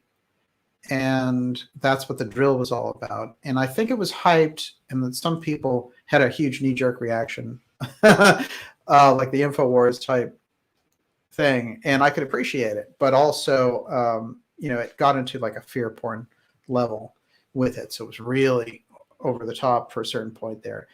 But the idea is for real. And the idea that we've seen them, even when they rolled the National Guard tanks during early COVID, we've seen that they wanted to use the military in a role there. And then when they were having all the difficulties with the healthcare workers who were saying, hey, we're not going to get vaccinated until we know more details about this thing in order to keep our jobs. And they said in New York, the governor there, she said, well, you're out, you're fired, and I'm installing all these National Guard people for your positions. Well, good luck with that. Yeah, the National Guard people will have some training, but will they have the expert health training? So this thing wasn't about keeping people healthy. It was about getting them to obey these mandates. And so National Guard, FEMA, these are the organizations that they can tap to exercise those powers. And certainly FEMA is another one, which it's hand in glove with continuity of government, but it's supposed to respond to natural disasters. And fundamentally, just like all these things would have their normal function, continuity of government, you would think, hey, it's good. Like originally Eisenhower set it up and said, if we get nuked, we need a secondary government. But instead what happened is we have large scale underground bases that run a completely different style of government. And we don't know about that world. And we can't even track where its finances go because it's too secret. So that's a secret system of finance. It's a secret system of power. We just don't know what it is. But we know that it has total authority over the United States in an emergency. That much is stated as fact. And that's in our government understanding. Continuity of government takes over in the case of an emergency. Well, I have a big problem with that. And I remember there was a story that during the Vietnam War, they went back and they looked through and they were like, can we call an emergency over some of the things that are happening? And they looked in there and they were like, oh my God, there's still a state of emergency from the Korean War. We forgot to shut it off. Somebody's been exploiting that. So, these are the types of things that we need to call out. I can tell you this for a fact, and there's many people in Congress who know this. Professor Scott has pointed it out. We're still under the September 11th emergency. Certain aspects of the Constitution are technically suspended as I speak to you right now. That's an intolerable situation. So it takes the legislative branch to remedy that, and it takes the president not signing the NDAA September 11th emergency attack function in there. So this is what it comes down to. This is something that we do need to be aware of because we've seen them exploiting the emergency powers. Otherwise, it would be so obscure that we'd be like, who cares about it? It would never happen. But when you see Canada pressing the button and saying, hey, if I get in trouble with protesters, little Justin has to make sure that those truckers don't, expose them, then he can call in a bunch of thugs and they wrap up their money and, punch them around, push them around, throw them in jail, whatever. That's just one small thuggery aspect of emergency powers. There's such an affront to regular constitutional rule that, we need to keep it front and center. Yes. It's probably too late to really do anything about it, but what's happening with the school boards is what needs to happen nationally, right? So that's good. Yeah. Yes. Regular people. This was supposed to be a government by the people, right? And they would serve, whether you're a dentist or a doctor or an engineer or whatever, you'd go and you'd serve. And what we realize is that the political class cannot be trusted. They're all corrupted. Unfortunately. Yeah. And we need to get guys real people in there who really care. There's no question about it. There's a few exceptions. There's guys like Rand Paul, who I think have their head on straight in terms of certain issues. But by and large, the governing structure is corrupt, and that's where you get to this point. Can that situation be saved or remedied? Absolutely. There's no question about it. That's what we're doing here by bringing that focus through. Yes. What else you got? Jordan Banner says, okay, so what does DJ think caused Trudeau to pull back? They probably told him, hey, we're doing this Ukraine thing. Take the center spotlight off yourself anyway. You look terrible doing this. We can't expose, our whole plan about emergencies yet. Bad move. Well, they were going to call for a no confidence vote, right? He had to save his job. I would say it's pretty much it's pretty much the Ukraine thing was coming in, and they knew. They were like, okay, you know. I also think that you have to remember this. There are groups inside that control the world structure that are coming from different places. So, like, part of that group was embarrassed by, say, W. Bush's invasion of Iraq and the cowboy diplomacy. The Bill Moyers types, who sat on the top of the Council on Foreign Relations, they want the culture to change and be under a one world government, but they don't want it to be obvious that this is what they're doing, and they don't want the fascist tendency to be there. So, you know, Bush embarrassed them to a certain degree. You know, the Obama thing, they could move in, you know, we're taking over Libya, we're doing all this stuff, but we're doing it with a smile. And, you know, we're still the clanker for the banks of the war machine. So, you know, Obama, in a way, is one of the biggest disappointments of all, because he came in on the whole, you know, people's pride tab. You know, they came in with the idea that this is somebody who's going to be for the people. And he instantly, the first things that he did, you know, in making Hillary Secretary of State and in getting Lawrence Summers, the guy who caused all the financial coup d'etat from Harvard, gets him in as his top consultant financially, you know, and all the Goldman Sachs people. I mean, Obama he was as two-faced as they come. And Biden is kind of continuing that Obama legacy. But it is interesting when you get right down to it. Fundamentally, those two groups, they don't want to be, one of them wants to be subtle about it. And the other one, like the Klaus Schwab thing, is more like hit them with shock and awe. They won't be able to stand it. Trust me on the, you know, like somebody's feeding them this information that if they really come after us, that we'll be so bedazzled we won't be able to do anything about it. That's what they did with COVID. And, you know, in some ways that worked, but just like you know, there's a famous case where the Soviets do shock and awe. I mean, the Nazis do shock and awe against the Soviets, and they get right to the gates of Moscow within 6 weeks. It's amazing. But then they get hit with the winter. And, you know, little by little, they start setback. Stalingrad happens. And, you know, it's the overreach. And it's just like Hitler when he says, I'm going to take on the Russians and the British. You know, I'll be fighting both sides. They get into a mania. And they overreach. And there are aspects of that COVID thing that overreach that almost tumbled the whole thing. And they're still playing with that. And Fauci is one of those key psychos in the middle of it. Yeah. That's a really good point, is that the thing that we can possibly depend on is the mania, you know, that they will, yes, they'll become so emboldened that they will make a mistake. A fatal mistake. Yes. Right? Excellent point. All right. So last question. Didn't Edgar Casey have predictions of Russia and World War III? Well, it's interesting because Casey held out that the friendship between the United States and Russia would be one of the most important things when and if it would happen. And, you know, he related very high hopes for what would happen with this. And he also said that through Russia would come the hope of the world. Think about that. I mean, it was kind of a far off thing. We don't know what it means. And it certainly isn't the kind of war that they're bringing down on their neighbors in Ukraine. But he held this vision for them being the hope of the world. He also said that someday China would be the cradle of Christianity, way off in the distance.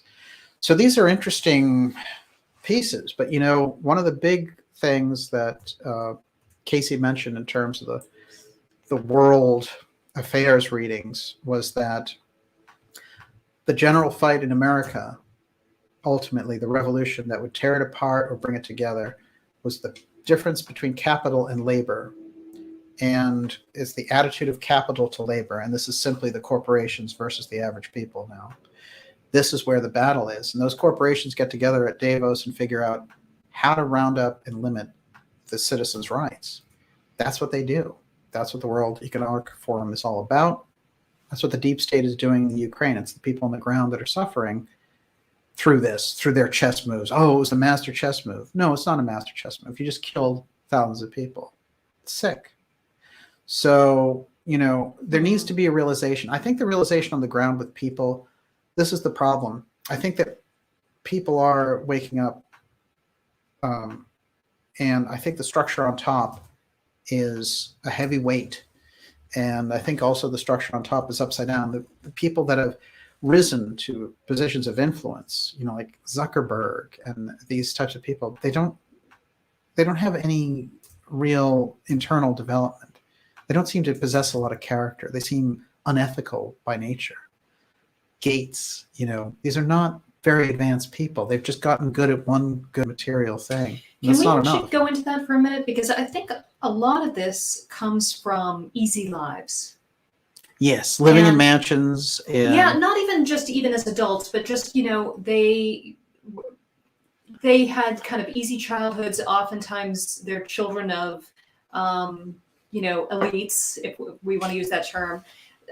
They're just soft, right? Yes. And, I immediately thought of Kennedy and how he had physical problems, how Roosevelt had physical problems. Yes. And that this gave them extra empathy and character.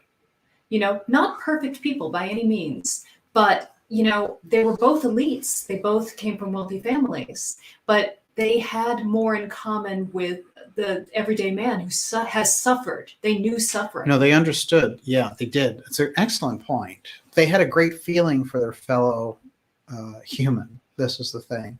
And they understood the idea of freedom. And both of them were able to enact policies that changed the world dramatically for the common person. Even though they came from these elite environments, they had an obligation to make the world a better place. And this is really an incredible thing. And I think when I think of Kennedy in particular, he understood people were made to be free and independent. And that's why all those people in government were like, what are you doing? Because you're giving all their powers back, and ultimately I think they just looked at him and said, we have to get rid of him because, he wants to bring the culture forward. We just want to move ourselves forward, and this is the nature of it. FDR in many ways too. And I think many aspects of his presidency shine for that in a way that a guy like Hoover didn't. But it is amazing when we get these opportunities to bring through these incredible visions. Also, we have to remember that FDR's vice president, Henry Wallace, was what? He was a theosophist and a huge spiritualist who understood the mystery schools incredibly well. So, there is that aspect of sometimes the ex-share types, the knowledgeable people from the mystery schools come into the political process. And this is maybe something, maybe deep in that political mind, there's the possibility, the action, something better might come forward supported by those mystery traditions. And that's, I think, something that we're very much looking forward to. And with that, we're going to wrap up our broadcast tonight. Miss Olivia, what do you got? I just wanted to say, Kontiki Man says NBC News just brought out a story about Biden examining legal issues delivering weapons to Ukraine. Oh, interesting. Okay, so good. That is breaking. But what about Hunter? I didn't even get into Hunter. He's the worst lethal weapon you got. Unbelievable. Yes. Okay, we have a lot of super chatters to thank. So, Eurythmy is Fun, a cult fan, and Gummy Bears, Debbie McAdoo, Bob Bindert, Jim Sarge 3ID, Doreen Hewitt, Paige Sparks, Gail and Joy R, Stacy Chuli, Catherine Amelia, Animal Black, Vern Baumgardner, Michael Suter, Rosterman the Seer, David Gilker, Global Atlantis, Jody Z, Tricky Vicky, Daniel Hinckley, Robert Mathurin, Max Jeterman, Erica Swenson Elliott, CT, Medley Childress, Roper Overbearing, and Vlasta FF. Thank you so much. Oh, we really appreciate your support. Outstanding. And it helps us to deliver these reports for you and makes all the difference. And so thank you. And thank you to our subscribers for keeping us going. And we're going to make 2022 just the best yet. Wait till you hear about the things we have coming up, incredible interviews, Of course, we have the new interviews with Catherine Austin Fitz out, but we have some more remarkable interviews coming up. You want to give a hint about who you got the contact with this past week? Nope. Okay. No, I'm going to save it. It's a secret. Good Okay. point. I'm going to save it. But we have some remarkable people coming on board and some great X-Series episodes coming up for you, as well as documentaries and events coming up this year. I also want to mention that it's going to be the 4th anniversary of the X-Series in the middle of March coming up here. So we're going to do a very special 2-part episode for you, and I'll be looking forward to doing that. In terms of the people in the Ukraine and the situation there, let's just keep our hearts with them and keep our eyes open for a better outcome, and hoping all the aggressive sides withdraw from there and let the people just live their lives. And we'll do our best with that. Yes. Can I throw you one? Yeah. Okay. Frank Torres says, DJ, what's your take on the lawyers quitting the Trump case? This is important. There was a trumped up case against the Trump business interests in New York because they're really worried about him running in 2024. And so they had the Attorney General of New York pressing this case, and 2 of the lead prosecutors just quit because they've realized, oh, this is just a political maneuver, and they're trying to maneuver Hillary to run again. And I'm sure with her New York connections, she's part of that. But the 2 prosecutors quitting pretty much means that the case is in the dirt. And I don't even know that Trump is the best person for the 2024 Republican slot. There's a lot to be seen there. And he also, I think, needs to come to terms with some of the push around warp speed and all that stuff. And I think he needs to reconcile some of those things. But certainly he's brought forward some very, very important political positions. And I think that there are voices out there. We need something new beyond the Democrat-Republican voices. I'd like to see something totally new emerging here in 2022 that can go into that 2024 race and maybe bring something Look in forward. the mirror. Like that. Oh, don't do me that one. But thank you so much, everyone. I'm going to do a couple of shout outs here. Incredible crowd tonight. Boy, your questions just blew me away. Someone said DeSantis 2024. Well, Florida's in the hot zone. Listen, hot zone presidencies. I wouldn't be surprised at all. Bill Clinton is home watching HBO, huh? Hilarious. Roosevelt News.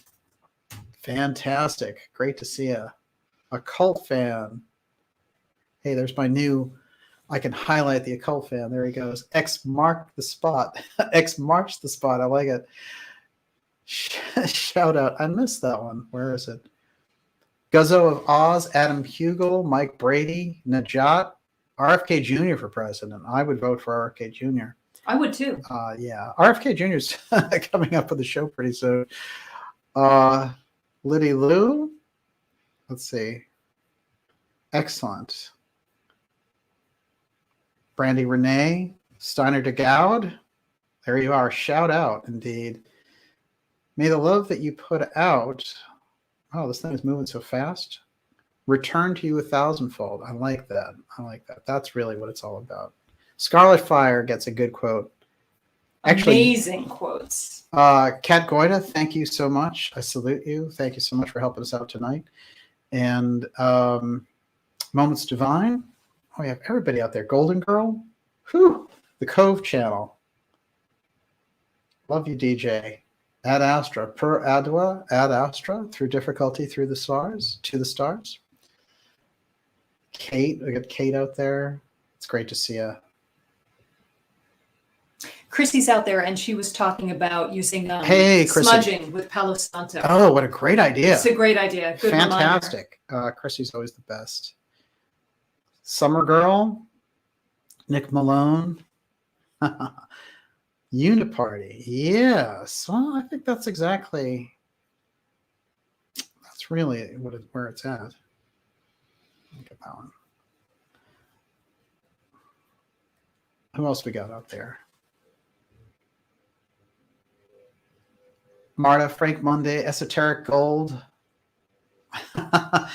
Wow. It's a great crew tonight in the ideas room. The questions were off the charts. Marty Ross. It's almost tomorrow, Boston time. I know. God. We got through the storm, too. Ron Frey, the state of the nation would take 3 weeks if I was president. If he was president. Oh, that's good. I'd have some very interesting policies, that is for sure. What else we got? Billy Bob Jones, thank you. Thank you for being out there. All right, new comments. I'll do a couple more. Thank you, DJ. Joe Sampson. Thank you, Joe. Thank you for joining us. Debbie McAdoo, outstanding. Rogan already got his 200 million. He doesn't need to be president. We are the Dark Journalist crew. Oh, I love when stuff moves fast. Have a great start to your weekend, everyone. Yes, Ronan Returns gets it. It's the weekend. Everyone's going to have a fantastic weekend. Yeah, Catherine Austin Fitts for president. Yes, but she doesn't want She doesn't want the job, but, she would be outstanding. She'd lock up the right ones, that's for sure.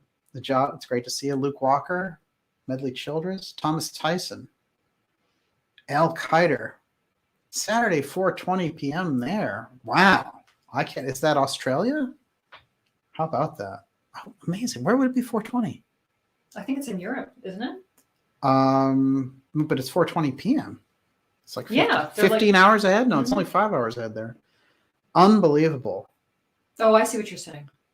Chrissy, let's see. Chrissy gets the last word. Might I suggest some Honey Mama's chocolate at the end of the day heals the heart.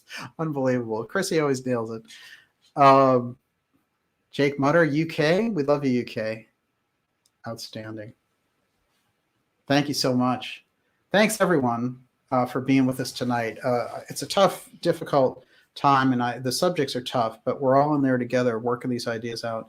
And I think getting that transparency and the real conversation going, I highly recommend a couple of books here, of course, classics, but American Deep State, Professor Peter Dale Scott, unbelievable insights there. May Brussel, Fascism in America, really crucial book if you haven't read it. And this one, of course, if you want the whole setup, Project Paperclip. That's really Clarence Lasby, just unbelievable reading. And this one might be hard to get, but the other two I know are around. And anything by Professor Scott, I would say, including Deep Politics and the Death of JFK, it's just we go into a whole different zone. We will see you all next week. And Michael Humphrey, do you think Hillary will see justice? She tries to run again.